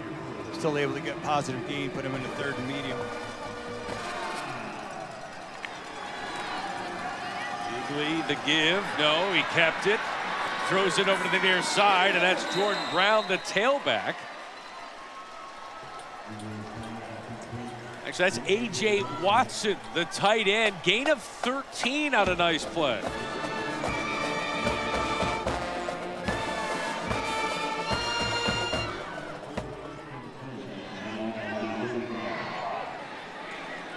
First and 10 at the 35. Hughley to the far side. Really nice throw, but even better defense. It looked like DJ Ford on the far side. Legend Wilmot is the intended receiver. Yeah, Ford there in coverage. Player who got a chance to see this offseason. Really good testing numbers. Plays the assignment, good job closing. Be able to break that up. You see here in this drive, ever since they picked up that 1st down off the penalty, really just kind of attacking the edges with the passing game. 2nd down and 10 here for Gainesville. The freshman running back Sampson, nearly broke that one free. Tripped up inside the 30-yard line. Gain of 9 on the play. Miles Stack was able to trip him up there for Buford. 3rd down and short. Hughley keeping this one, but a whistle. And a false start. Motion penalty on Gainesville. False start. Offense. 5-yard penalty. 3rd down. Neither of these teams like 3rd and short. No. Either of them should be investing in making things any harder than they need to be. 2nd false start for Gainesville. 4-down territory here, Hubs? At this part, depending on where they get, I think with the score, you can potentially look at kicking the field goal. If you don't get anything here, then yeah, I think you give yourself another chance. Jamarian Parrott, far side receiver. In a 3-receiver set. Arshawn Sampson, the freshman tailback, next to the Clemson commit, Kyrene Hughley. 3rd down. Hughley has some room. Hughley makes a man miss. Crossing the 20, crossing the 15, inside the 10. Josh Eccles was the last line of defense after the gain of 23 yards. 1st and goal, Red Elephants. And that's what you need. You need your star player to make a play. 3 defenders Hughley is able to elude or break tackles from to get downfield, and it's a hustle from Eccles that's able to ultimately save that touchdown. His 3rd rush of 20 or more yards. Hughley, the pass, a little behind his receiver, but it is caught. That is Doyle Morrison with a short gain. They're inside the 5.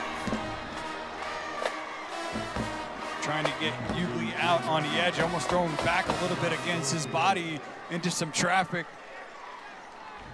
3rd red zone opportunity here. They've come up empty the first couple of times for touchdowns.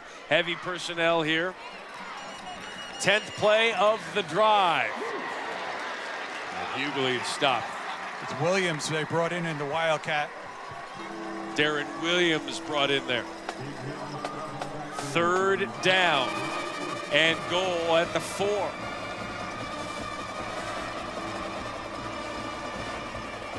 You think about how much is being placed on Hughley. No Nigel Newkirk, the Alabama commit. Certainly would have had his bevy of carries up to this point, especially in the red zone.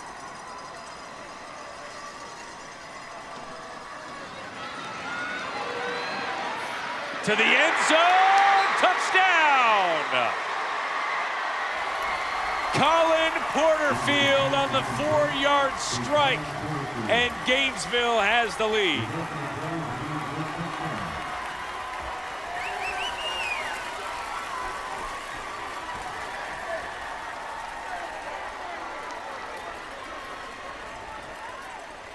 The Georgia State commit, Porterfield, they're going to drag him from the backside right along the goal line.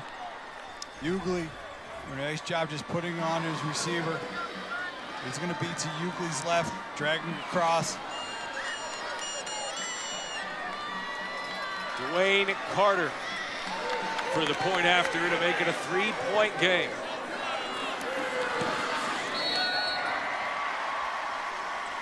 It has been a tough go here for Gainesville. But an 11-play, 87-yard drive in less than 4 minutes. They convert all 3 of their third downs after going 1 for 7 in the first half. You need your star players to make plays. Kyreem Ugley does that. Gets Gainesville back on the scoreboard and in the lead.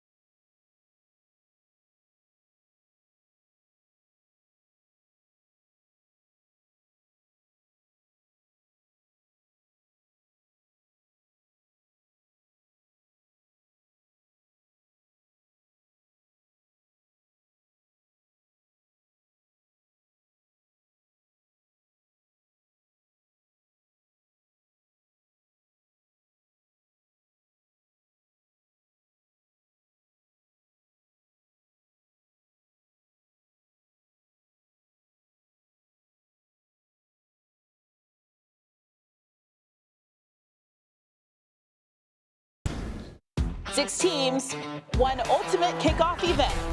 Which team will make the biggest opening statement? The Jeep ABCA First Serve continues on Sunday. Are you ready for it? I tell you, Kentucky certainly looked the part. Taking down Wisconsin yesterday. Got to watch that match. Courtney Lyle and the gang doing a great job. Awesome to see volleyball. You know, when volleyball starts, you know, football's right around the corner. The boys of college taking center stage next week. But how about this Gainesville offense? Finally, a red zone touchdown, the first red zone touchdown we have seen tonight. And Hughley cashing in. Yeah, it's amazing what happens when you don't self-destruct in the red zone to Yeah. positive things that can happen. But really, it was a nice run by Kyreem Ugley on that drive that kind of kept them alive and allowed them to kind of find a little momentum.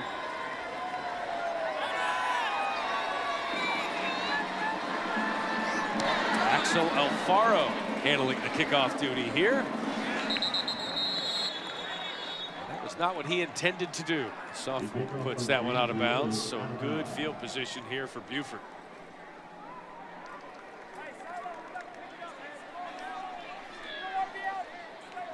Kick out of bounds. Kicking team. The ball will be placed at the 35-yard. First down.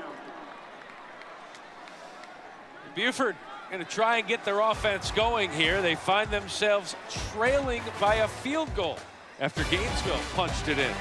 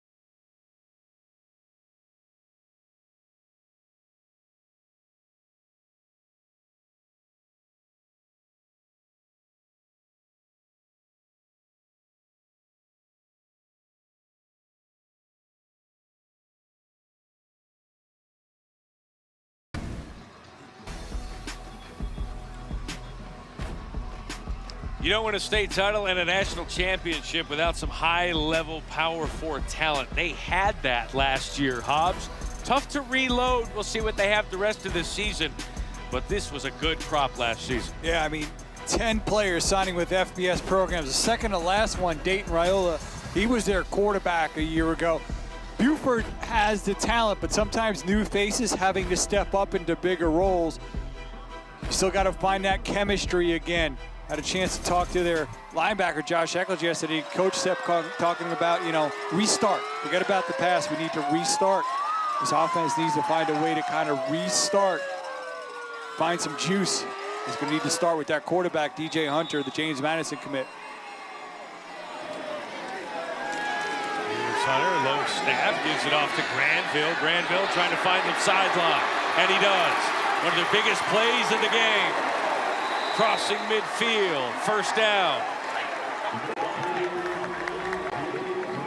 They're excited about Granville. They're using his speed to be able to beat Jeremiah Proctor with the angle there, outrace him to the edge and be able to turn the corner. Gaining 25 yards. Longest play for Buford by far. Nearly doubling their offensive total. And the give off tackle. That was Granville. Jeremiah Proctor with the stop, a gain of 4. Getting good push there. And this is offensive line. Both tackles committed to programs. Kristen Walcott, the left tackle of Boston College, committed as the defensive lineman. Their right tackle going to Wofford. Their right guard going to Pitt. I think their center's got 4-star potential. Eli Williams. It's a good O-line. They need him to step up. Hunter to the near side, getting some good blocking, crossing the 30, inside to the 20. This is Ace Thomas inside the 10. Zachary Ingram tripped him up, gain of 30. How about more than 50 yards on a couple of plays here on this possession? Yeah, squeezing all this offense into this drive and getting number 3. Ace Thomas has been quiet tonight, just quickly getting it out to the edge, able to break some tackles. As number 6, Darren Williams, a nice move inside. Now they need to not self-destruct in the red zone. The give, Hunter keeps it himself, finds the corner, touchdown!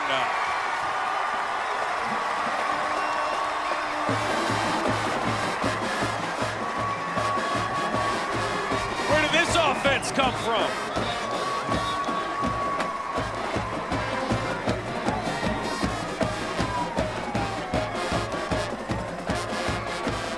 See if it comes at a cost. Jameer Cantrell is the player down here for Buford. Hopefully it's just a cramp in this heat as the trainers attend to him. But right now, Buford regains the lead.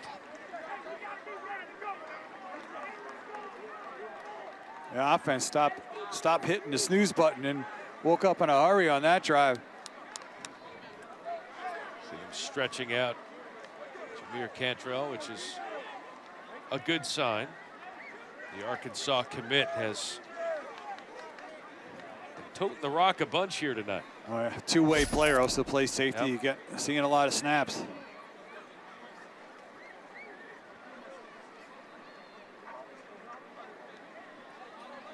Cantrell headed to Arkansas. General back there on defense. 3-star safeties. We look at DJ Hunter, who took a while to get going, but getting those Buford players in space really helped on that drive. Well, it really started with that nice run by A.J. Granville out in the edge, and then getting it out to the edge, number 3, Ace Thomas. He makes a few defenders miss, gets a big gain, and then the next play, Hunter does a really nice job of selling that run.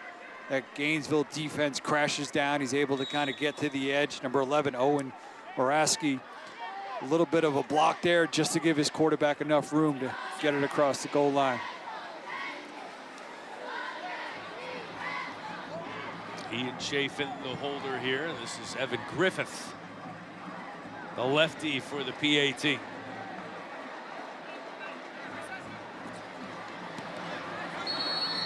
Griffith puts it through.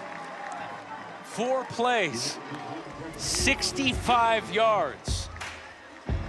After 32 plays and about 45 yards leading up to that. If you just tuned in, you didn't miss any offense from Buford because they just showed it all. DJ Hunter helps the #1 ranked Wolves extend their lead.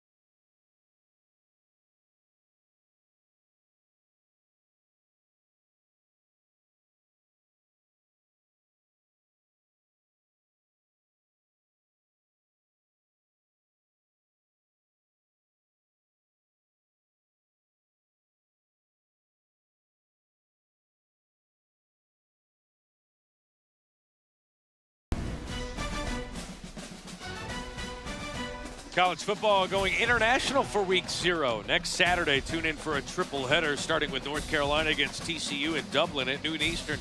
Then NC State visiting Virginia, followed by Alabama A&M against Howard on ABC. All 3 games also available on the ESPN app. Matt Schick, Craig Hobart kicking off the season here in Buford, Georgia. Buford High School, the 3rd lead change of the night. And that lead for Gainesville didn't last very long. After less than a 4-minute drive for Buford. Spanning 65 yards on just 4 plays. That kick goes into the end zone as Gainesville try and regain the lead, starting the drive at their own 20.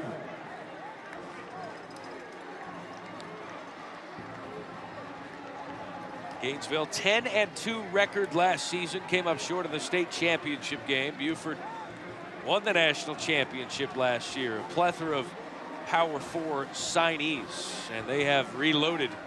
Offense took a while to get going. They've cracked the 100-yard mark on that last drive. And thanks to that last drive. Yeah.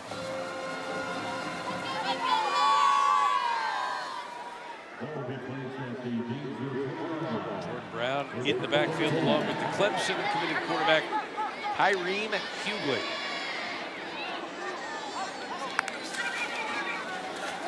Hughley hands to Brown. Brown picks up a few yards.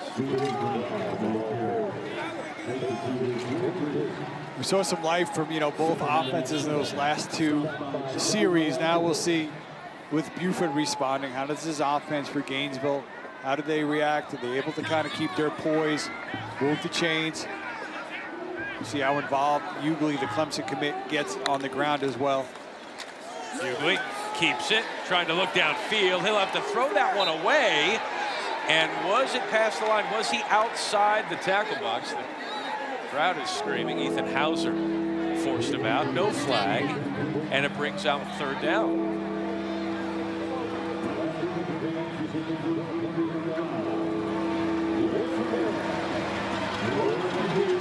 This Buford defense, outside of a couple of plays here tonight, has really put the hammer down. Buford here on this 3rd, not showing any pressure.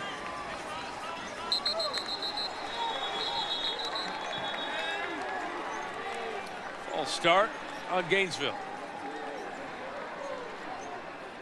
False start, offense. 5-yard penalty, 3rd down. 3rd and long is not where you want to be against this Wolves defense. No, we talked about how do you react, do you keep the poise here and penalty on third down, just making things more difficult for yourself. See if this time Buford does bring pressure. Kyrie Hughley with 73 yards passing, 90 yards rushing here tonight. Showing pressure off the edge. Echols, Middle Tennessee State commit to Hughley's left. Eccles is coming. Hughley is running. Hughley is brought down. Barry Wagner doing a nice job. Brady Wagner, excuse me, number 9, doing a nice job as he got flushed to him. Miles Stack also in pursuit. And a 3-and-out here for Gainesville. So Buford already with a 4-point lead after retaking the lead with a touchdown drive. Full plays, 65 yards that spanned just 4 minutes the last time they had the football. And that leads to a 4th 3-and-out here for Gainesville. High snap, got to get rid of it. Logan Gailey does just that. That could have been disastrous. The punt not great, but better than it appeared to be. They will have that ball around the 41-yard line. What have you seen from the quarterbacks tonight here, Craig Hubbard? Well, you know, both college FBS caliber quarterbacks, and it started off with Hughley doing it with his legs. Here doing a nice job surveying, finding his receiver. Colin Porterfield coming across to put points on the board, and then Hunter on the move. And then getting out on the edge. It's really both of these quarterbacks have been the sparks when these offenses have been successful. Now which one can find the consistency? We saw Gainesville sputter on their next drive. How does DJ Hunter and his Wolves offense respond now?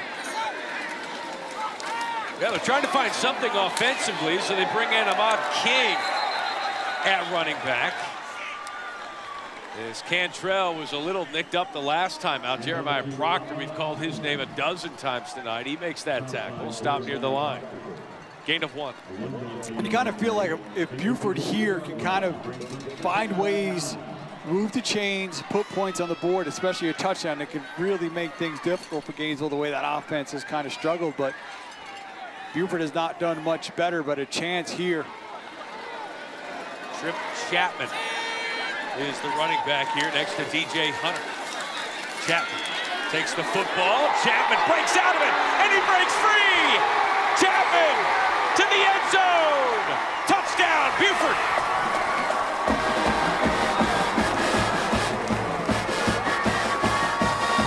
Got out of the grasp of Proctor, breaks it for 40, and they've got a double-digit lead.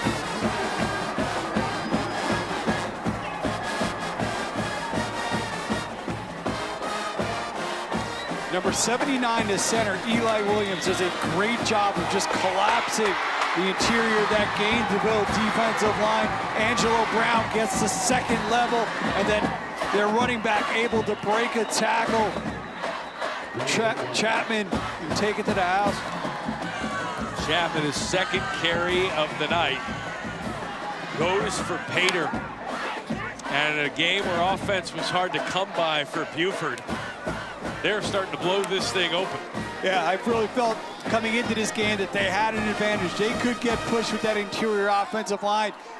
They have struggled to do that on that play. They did that again, and I love, again, the junior, number 79, Eli Williams, great block there, and then Chapman as well, being able to spin out of that.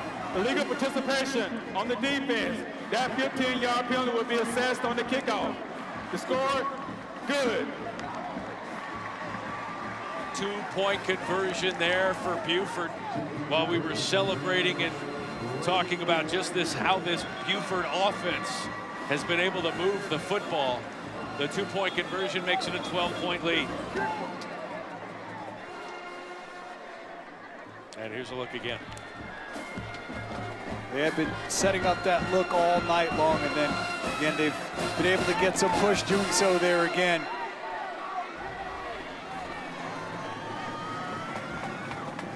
That was Brady Wagner who ran that in for the 2-point conversion. So a 12-point lead here for Buford. with 2.5 to go here in the third. Yeah, well deserved for Wagner. He's played really well on defense tonight. And now the kickoff from the 45 after the penalty. Jack Rudloff will kick this one off. Wilmont and Morrison back to receive. They will see if they even get an opportunity here.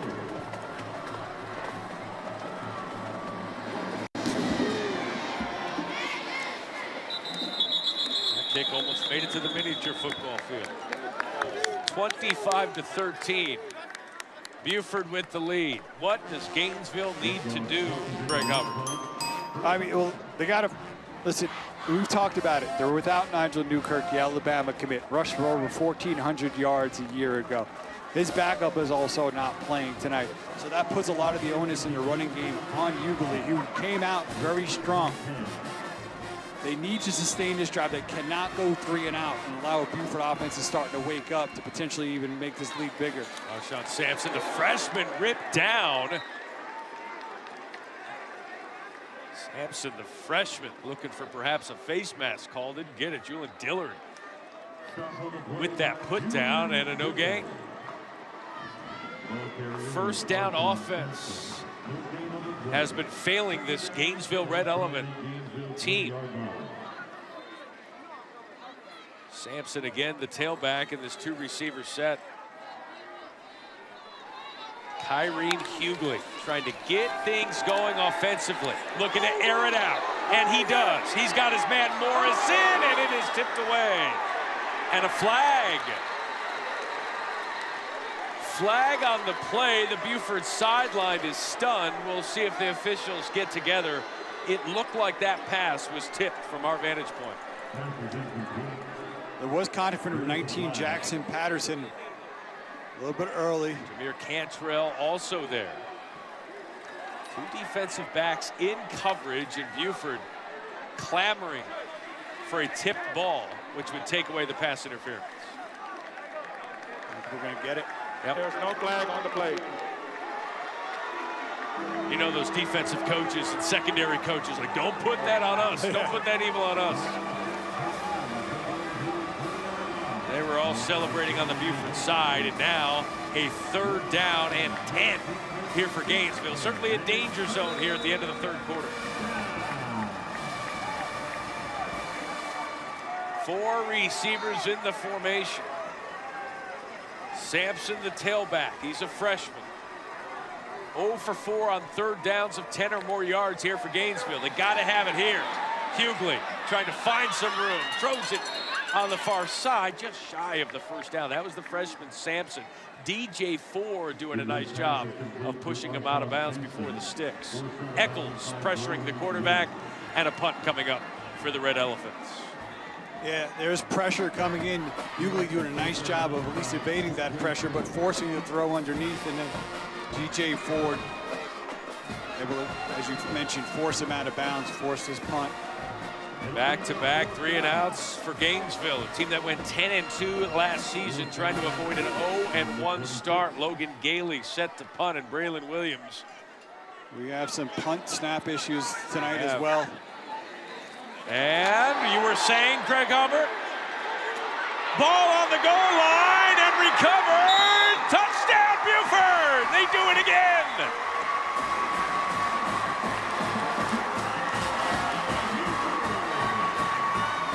Recovered by Carson White.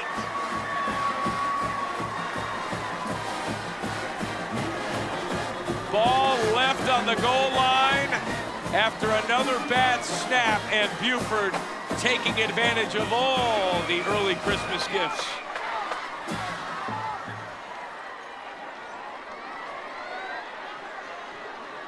There is a flag on the play. Back at the 35-yard line, which is likely a post-play penalty, but we shall see.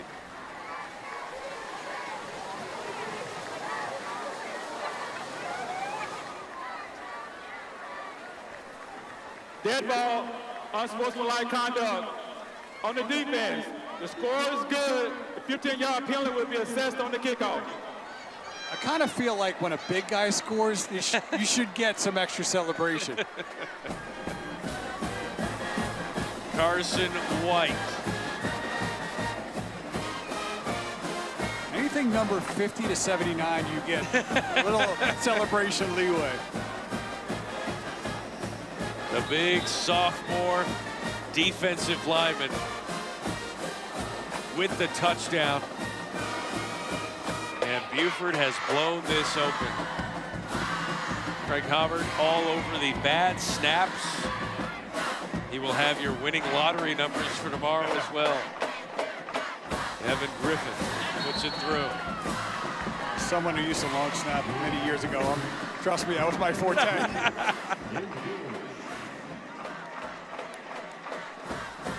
Bad snaps have been the story. Special teams, 17 points off of 4 turnovers, 22 unanswered for Buford. Just too high, and again, the puncher just trying to scoop it up. It just can't find a handle, and then big Carson White, the big man, coming in there, landing on it every big, wow, already checked that box in week 1. Got to feel good. How about Eccles? Is that a dream or what? Let's get the punter. Yeah, Eccles, it started every game a year ago for that national championship winning Buford team back. He's been a force on the edge.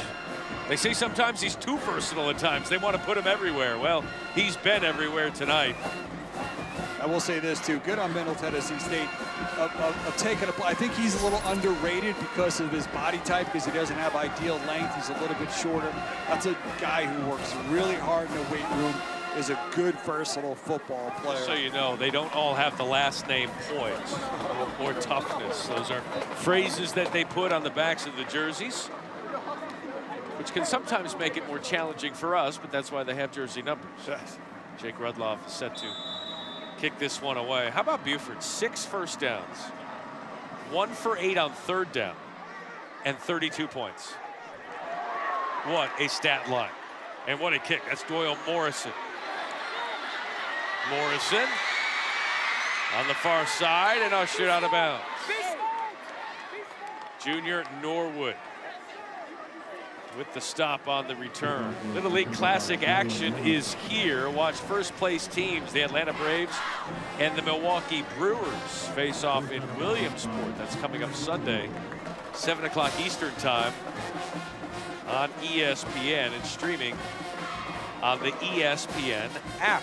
Little League Classic, always a great watch. That's coming up on Sunday.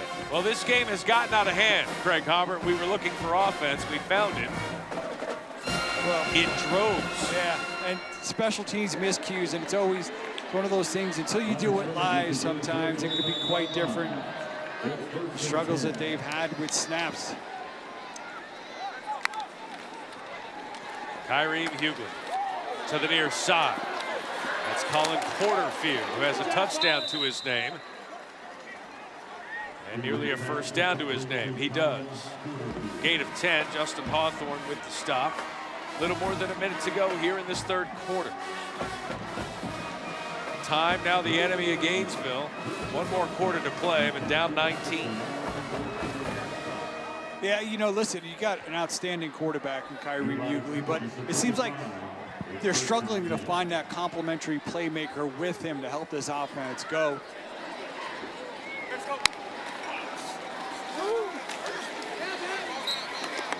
Side to the tailback, Jordan Brown.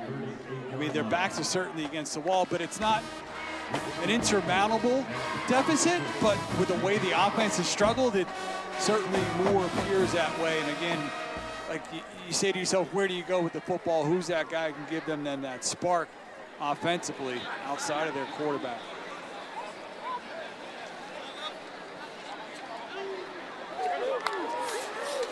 Hughley to the near side, caught by Porterfield, one of his favorite targets tonight.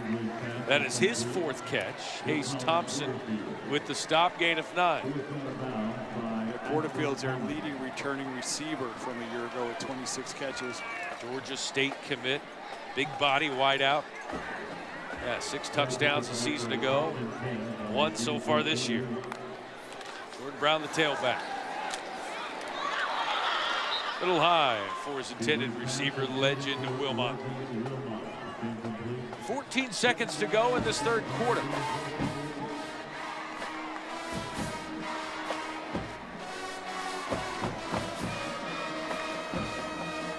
This Buford coaching staff very familiar with Kareem Hughley, the quarterback. Ryan Appling, the head coach, saying, yeah, saw him in middle school. We've seen him. Never know what they'll turn into, but he's a special player. Just needs some help tonight. Jordan Brown breaking free. And that ball is on the ground. They turn it over again. Ethan Hauser with the football.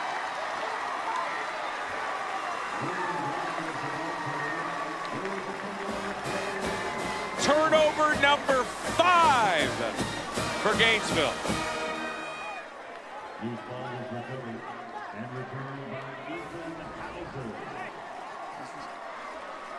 Showing that depth on this team, Junior Norwood is going to break into the secondary of the running back. You can see it wrapping up, and as you're spinning down, 25, Junior Norwood's able to strip it loose.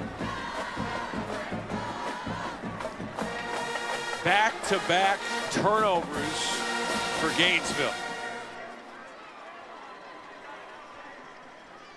And that might have been their last chance at keeping this one close.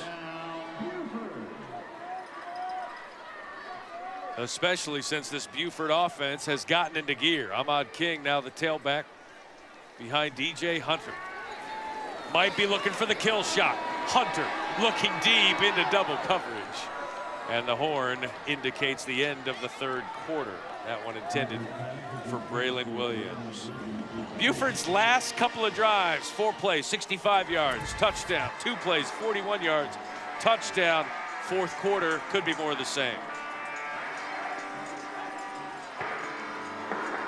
Buford having its way in this second half, kicking things off the right way at home.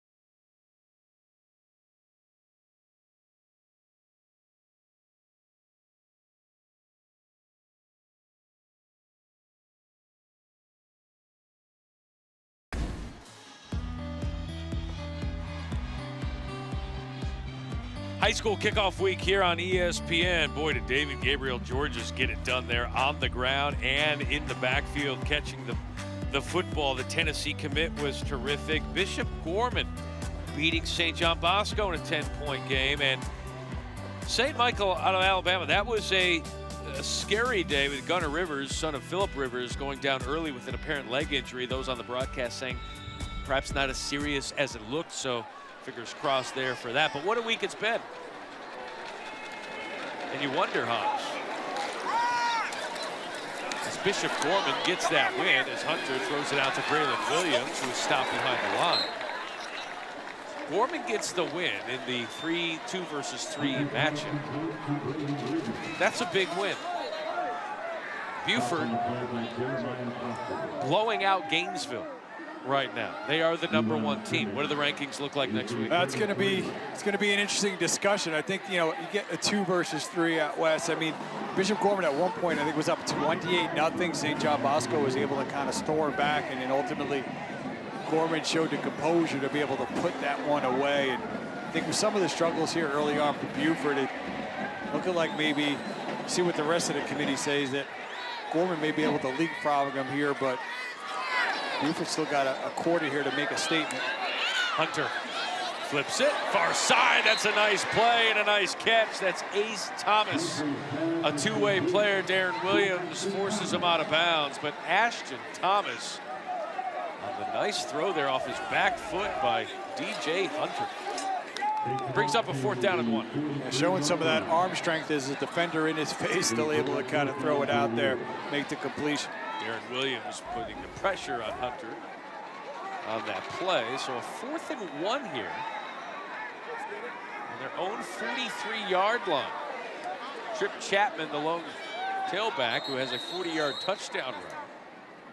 And they do call a timeout. Timeout. Buford. Their first charge timeout of the half.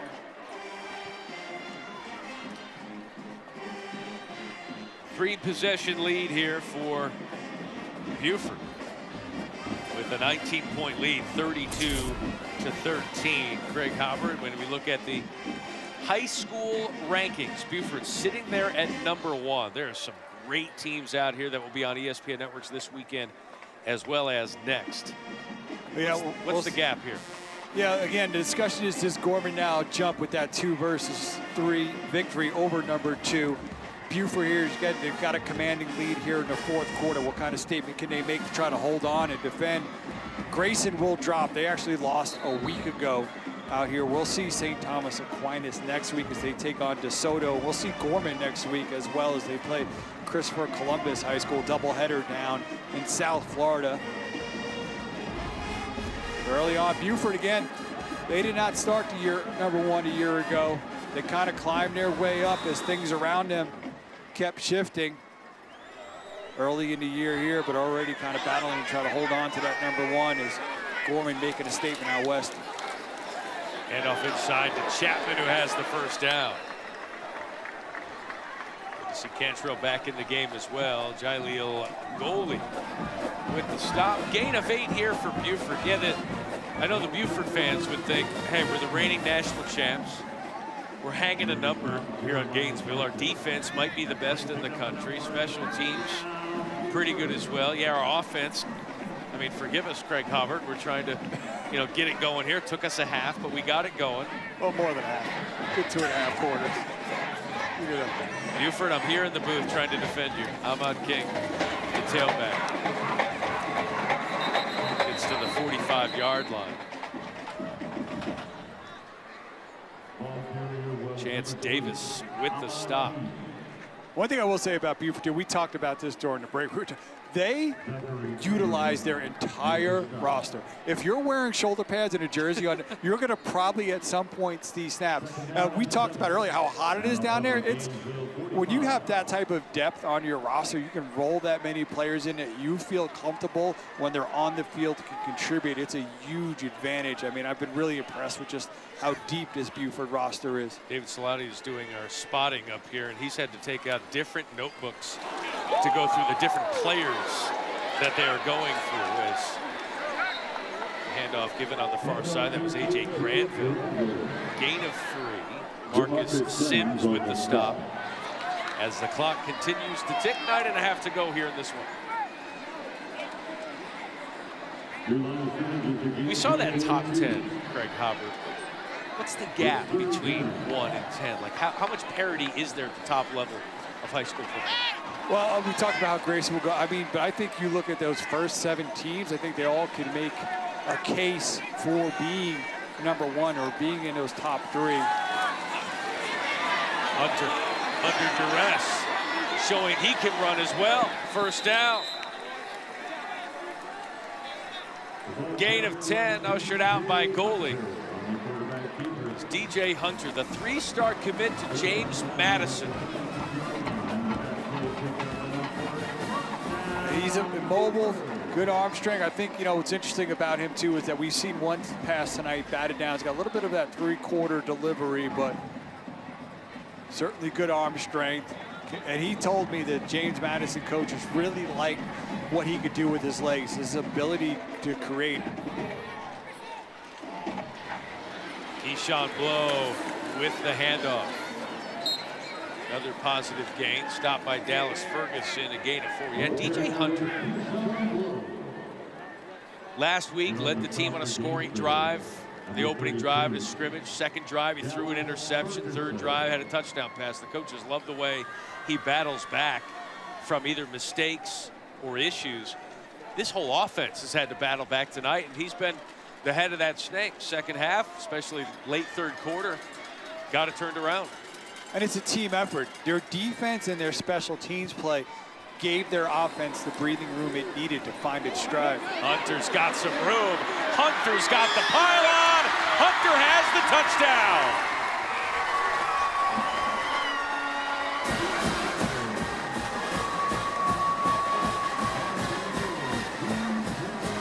.28 yards for the 38 points.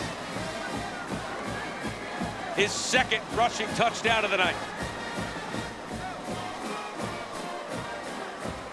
I asked him, I said, what do the James Madison coaches like about you? What do they tell you that? He said, my legs, my ability to create, my ability to run. He showed it right there. You put it on top of the arm strength, and you got some things for Billy Napier and that rest of that staff to work with. The legs are an asset. And they have been terrific tonight. 8 carries, 60 yards, and a couple of touchdowns to boot. And that boot is good. 39-13. DJ hunting for the end zone, and he finds it. Buford took a while to get going.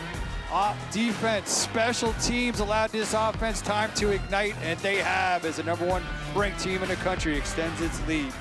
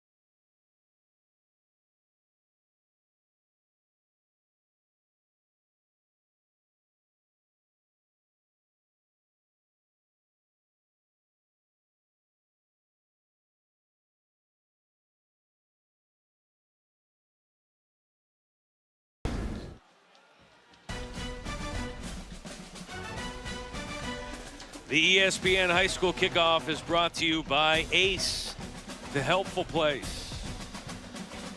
Philip Beard Stadium has been a dreadful place for Gainesville here in the last couple of quarters. This was a 13-10 Gainesville lead. 29 straight points scored by the home team, the reigning national champs, undefeated last season, and the #1 team in high school football, looking to start 1-0 under the lights.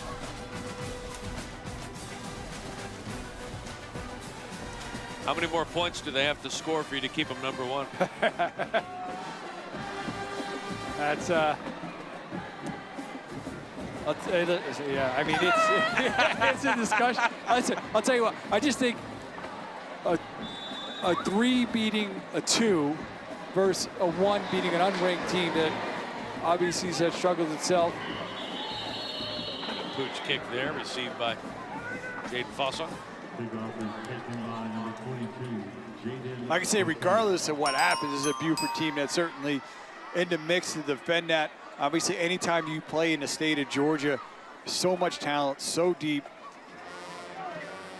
You can run the table in the state of Georgia. You're going to make yourself a case to win a national title as they did a year ago. Great games next week. Friday night, St. Joseph, Mount Carmel, and then a doubleheader at St. Thomas Aquinas.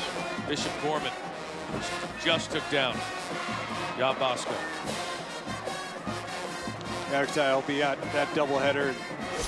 See Gorman and Christopher Columbus, Amir Sears, just a Miami commit who reclassified for 2002-2026 class. Tremendous athlete. There's going to be a lot of talent on the field throughout those 2 games.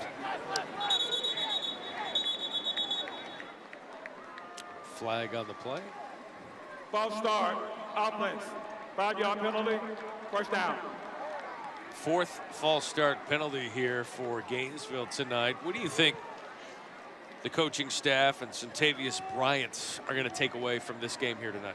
They're going to go, Nigel Newkirk, how quick are you, how quickly are you going to be healthy again? How you feeling, Nigel Newkirk? Yeah, can we get Alabama you back? commit, 3-star running back, unable to play tonight because of an injury. Nice pass over to the far side. That is complete near midfield. That's Doyle Morrison. Hughley can sling it, gain of 12. Well, that's it, and I you know, we joke around, but I say that because the one thing has been apparent tonight. There's Newkirk. It doesn't seem like he's talking about Hughley a compliment. Somebody that he can kind of work with, somebody that he can get the ball to. It seems like they're still trying to find who some of those explosive offensive pieces are going to be. Hughley, far sideline, just misfires there. That was legend Wilmot. Check that, Connor Hall was the intended receiver. Because you could have a really talented dual threat quarterback, but if he doesn't have anybody necessarily helping him along the way, it could be very easy to contain that player. How good is Nigel Newkirk? We looked at some of the stats here. I mean, listen, he is a big, he looks like a college player already. To the big frame, powerful strides, that one cut and go runner. He's one of these guys that can tax a defense not only with the ability to break away, but also to kind of be a bit of a hammer as well, where defense is down. And maybe things are a little bit different if he's constantly slamming into the interior of that Buford defensive line. Quick bubble off to the far side, crossing to 45. That's Doyle Morrison. Morrison in double-digit catches tonight, brought down by Reese Holland. 11 catches for Morrison. And just to be, that's not the only reason that Gainesville has lost tonight. 7 catches. Yeah, has lost tonight, but I mean, obviously special teams, miscues, turnovers. Hughley looking deep, has a man, and Trent Wilcox dove for that one, but just out of his hands.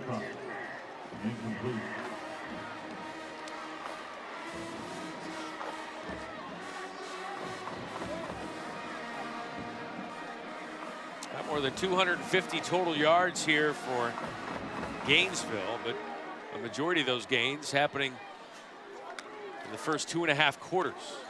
Since then, it's been all Buford. Jordan Brown, minimal gain.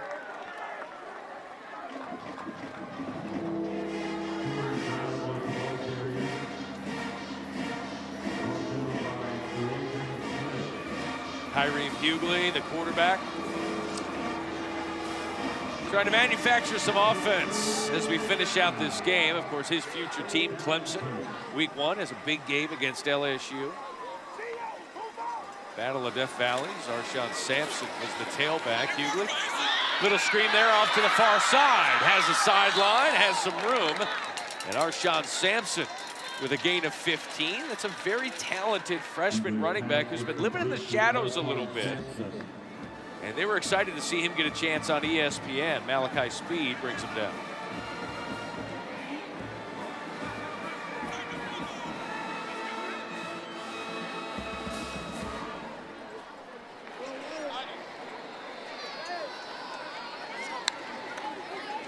First and 10, Hughley off his back foot. Hughley. Pretty good defense there, intended for H.P. Williams. There's no face guarding in high school. And they're on that play to defend it. Giovanni Day with a nice job. And this again shows some of the depth that Buford has there. Going down some more players, getting in the game. Good job playing the ball, not panicking. Once the receiver started to move for the ball, that's when he turned and looked. Good coverage. Pass off to the flat, near side. That is Watson, the tight end. And there is a flag on the play.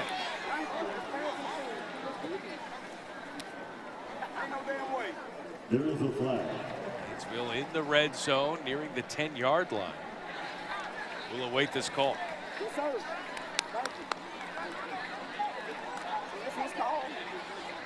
I got to figure out who's calling it so I put you on the screen. Pass interference. Offense. 15-yard penalty. First down. Correction. Second down. It will be second down here for Gainesville. That is the 8th penalty for the Red Elephants. A lot to work on for Coach Bryant.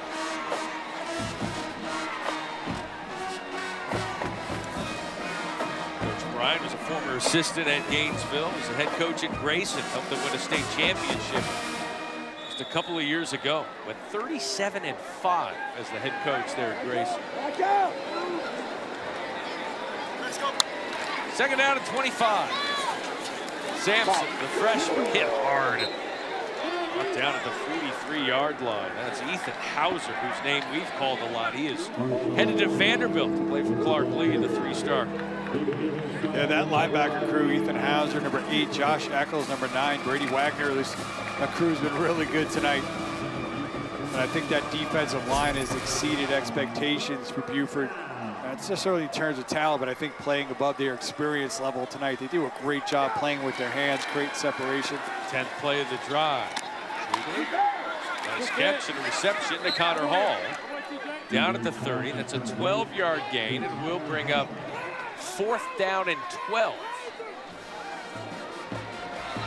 As Terrence Atkins brought him down. 5.5 minutes to go in this season kickoff at Buford High.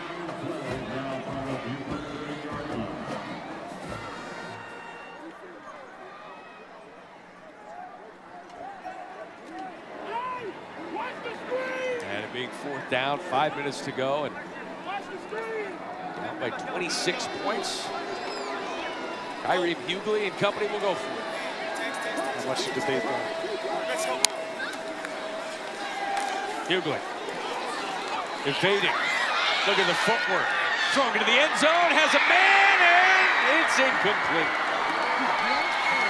Doyle Morrison slipped as it came, and it looked like it hit him right in the helmet. It's been that kind of night for Gainesville.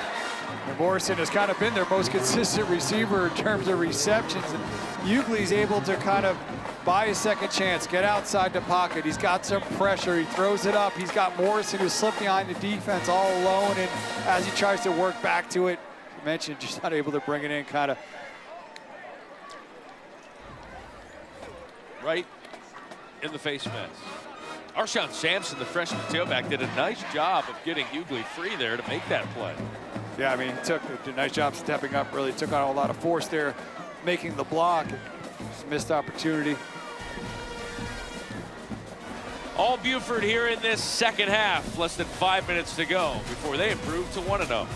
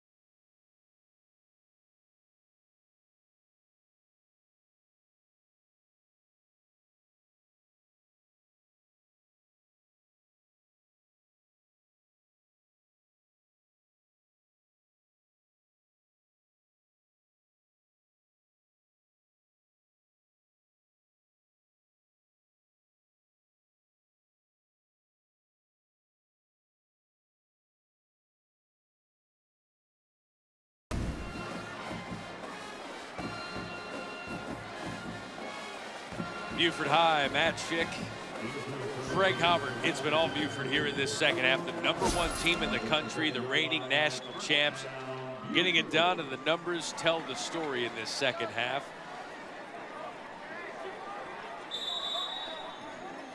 Incredible numbers.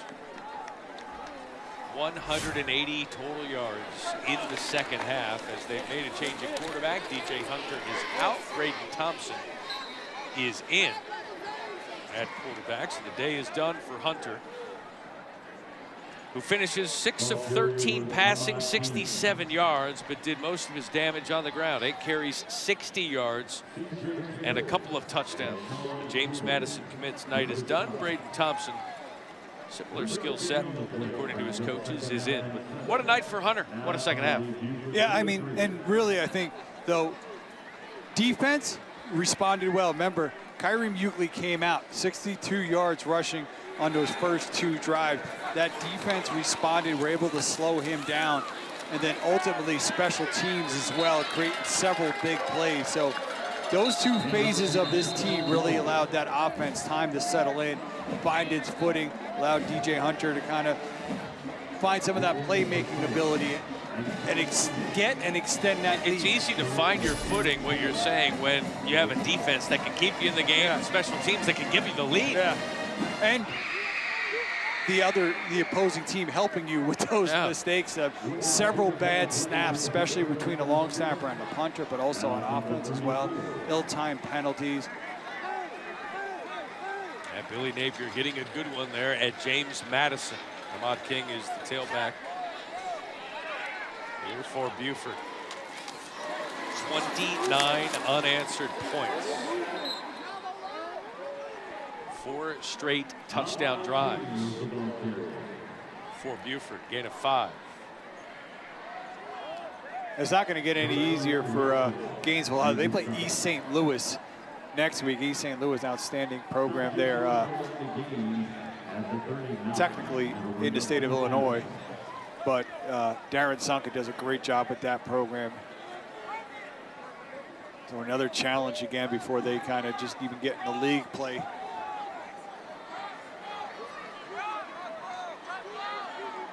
Fourth down and 1. Valentino Lorenzo has 3 on the play clock, and they're going to have to do something here.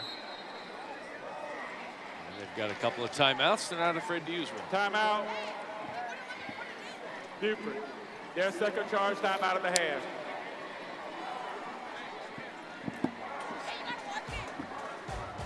One of the few things has gone wrong here for Buford tonight. Ryan Appling's team up big.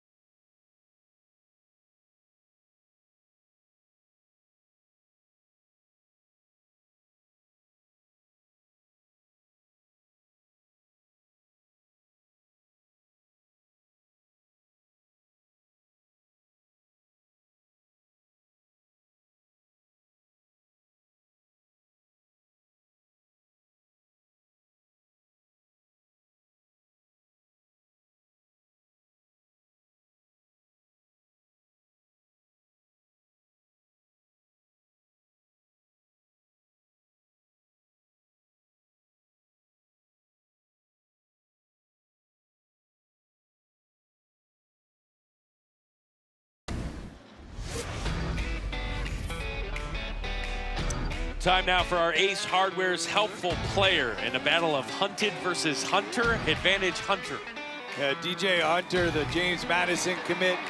Took a while for that offense to get going, but once they did, he was able to use his legs to really kind of help spark that offense. And Getting around the edge there. Made some good throws as well. Stepping into that role after this offense had been led by a pair of Riolas. Dillon and then Dayton. Now it's Hunter's turn. Sit at the helm of this Wolves offense. Another bad snap goes over the head of Lorenzo. And he corrals it inside the 5. I think we know what both head coaches are going to be working on over this next week. Tim Cole was able to jar that one loose. Was able to push the punter away to get this football. We'll see if the Red Elephants can get some points here to end this football game. College football going international for week 0. Next Saturday, tune in for a triple header. UNC TCU in Dublin at noon Eastern. NC State visits Virginia instead of Brazil, followed by Alabama A&M against Howard in Atlanta. All 3 games also available on the ESPN app. Now, that Virginia-NC State game was supposed to be in Brazil. Months ago, they said, we're going to keep it in Charlottesville because of some unforeseen circumstances. Arshawn Sampson gets the carry as Kyrene Hughley's night is done. Cooper Popka in at quarterback here for the Red Elephants. Kyrene Hughley's night finishes 16 of 35 for a $143 and a touchdown. 9 carries, 91 yards, along a 31. Looked early on like it was going to be his night. And then the Wolves defense showed up. Closing in on the end zone, just shy at the 1-yard line. Yeah, those first 2 drives, the way he was running the football, talking about Hughley, looked like he was going to really be a force. And ultimately, that Buford defense, though, responded. Special teams miscues made things difficult as well for Gainesville. Arshawn Sampson is the man down who got that carry, the freshman. He's been thrown to the Wolves a little bit tonight. Hopefully he's okay.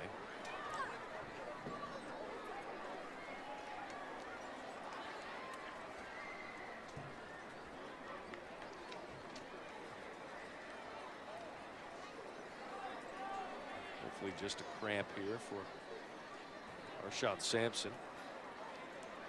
As Coach Bryant checks him out. And he's walking to the sidelines.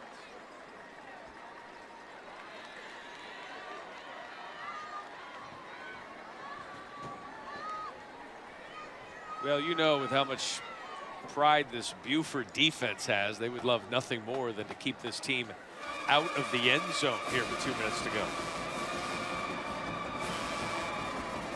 Doing so still just playing a lot of bodies. 3rd down and 1. Jordan Brown gets the handoff and crosses the plane for the touchdown. That snaps a streak of 29 consecutive points scored by Buford. And a touchdown for Brown to save a little face here in the 4th. Well, it was a punt snap miscue that got Buford on the board early. It's one of those from Buford that allowed Gainesville to put some points on the board here late. And they will go for 2 with 1:48 to go.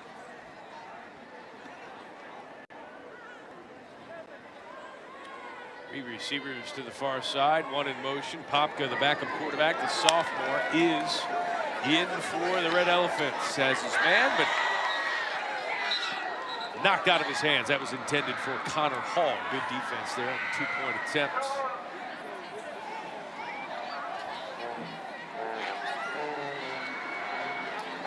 Malachi Speed doing a nice job there. Malachi Speed is coming off an injury. Good to see him on the field tonight, the 3-star corner.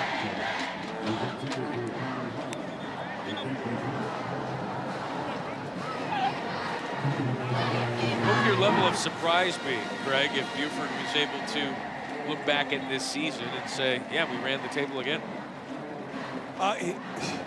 In this state, I mean, they'd probably be surprised themselves, but I mean, I think the reason why they've got a chance to do it, not only, we talked about some of the stars, James Madison commit, you've got a Michigan commit, you've got big-time players. Arkansas. Yeah, but their depth, I mean, we saw a lot of guys play tonight, not just once the game kind of got out of hand, like all throughout the night. They could roll in a lot of bodies, and when you could be that deep throughout the year, you can sustain injuries, you can fight through those things, you can stay fresh. I think that's a reason why they're a real threat to potentially be back-to-back champs within this state and then stay in that national title hunt, regardless of what may happen next week throughout the year. I mean, you're looking at a coach that has led this team to greatness. This was his 99th game at Buford. It'll be his 91st win. Brian Applin. He won state titles his first 3 years.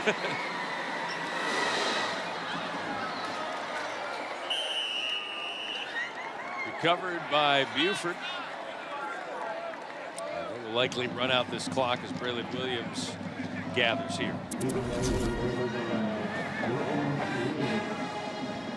Some more prospects to watch here in this high school kickoff. The top 100 recruits that are participating. Who do you have your eye on here, Craig? Well, then next week, you got Julius Jones there at St. Thomas Aquinas. Hayden Stepp, one of the outstanding corners there for Bishop Gorman. Mark Matthews, you know I get excited about the big guys. The offensive tackle there at St. Thomas Aquinas. Will Menzel, committed to Oregon, out there in Arizona. Noah Roberts will be in that Arizona matchup as well, so a lot of talent to be seen next weekend as kickoff weekend continues. We saw Jones last year at St. Thomas Aquinas in a nice comeback attempt against Mater Dei. When Chris Henry Jr. went nuts. He's now at Ohio State. Just great to see these players, and then a year later they're making a name for themselves in the college game. Keyshawn Blow getting the carry.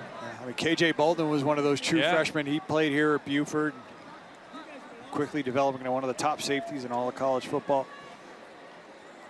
By the way, I'm sure we have a lot of Georgia fans here. Would you like to give a little Georgia Bulldogs prediction here for this season? You gonna win the SEC? I think you would put them as a favorite. Texas has a Georgia problem. Yeah. Roland Bradley III getting a touch. You're right. I mean, this is Arch Manning's year to do it if he's going to do it. Yeah, you got to get through Texas, but not necessarily to get where you want to go. Yeah.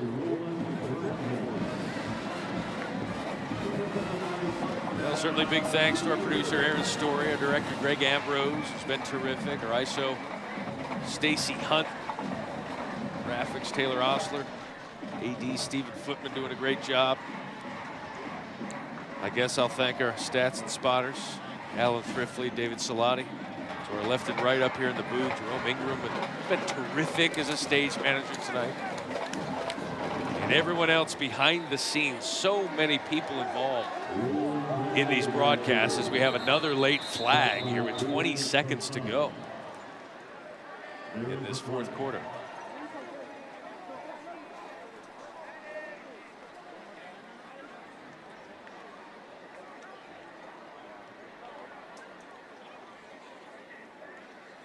Dead ball, personal foul, defense, 15-yard penalty, first down. 39-19, but again, a big thanks to everyone who helps put on these games. And some more games to come this weekend and next, part of high school kickoff. And then it's week 0 and then college football kicking off.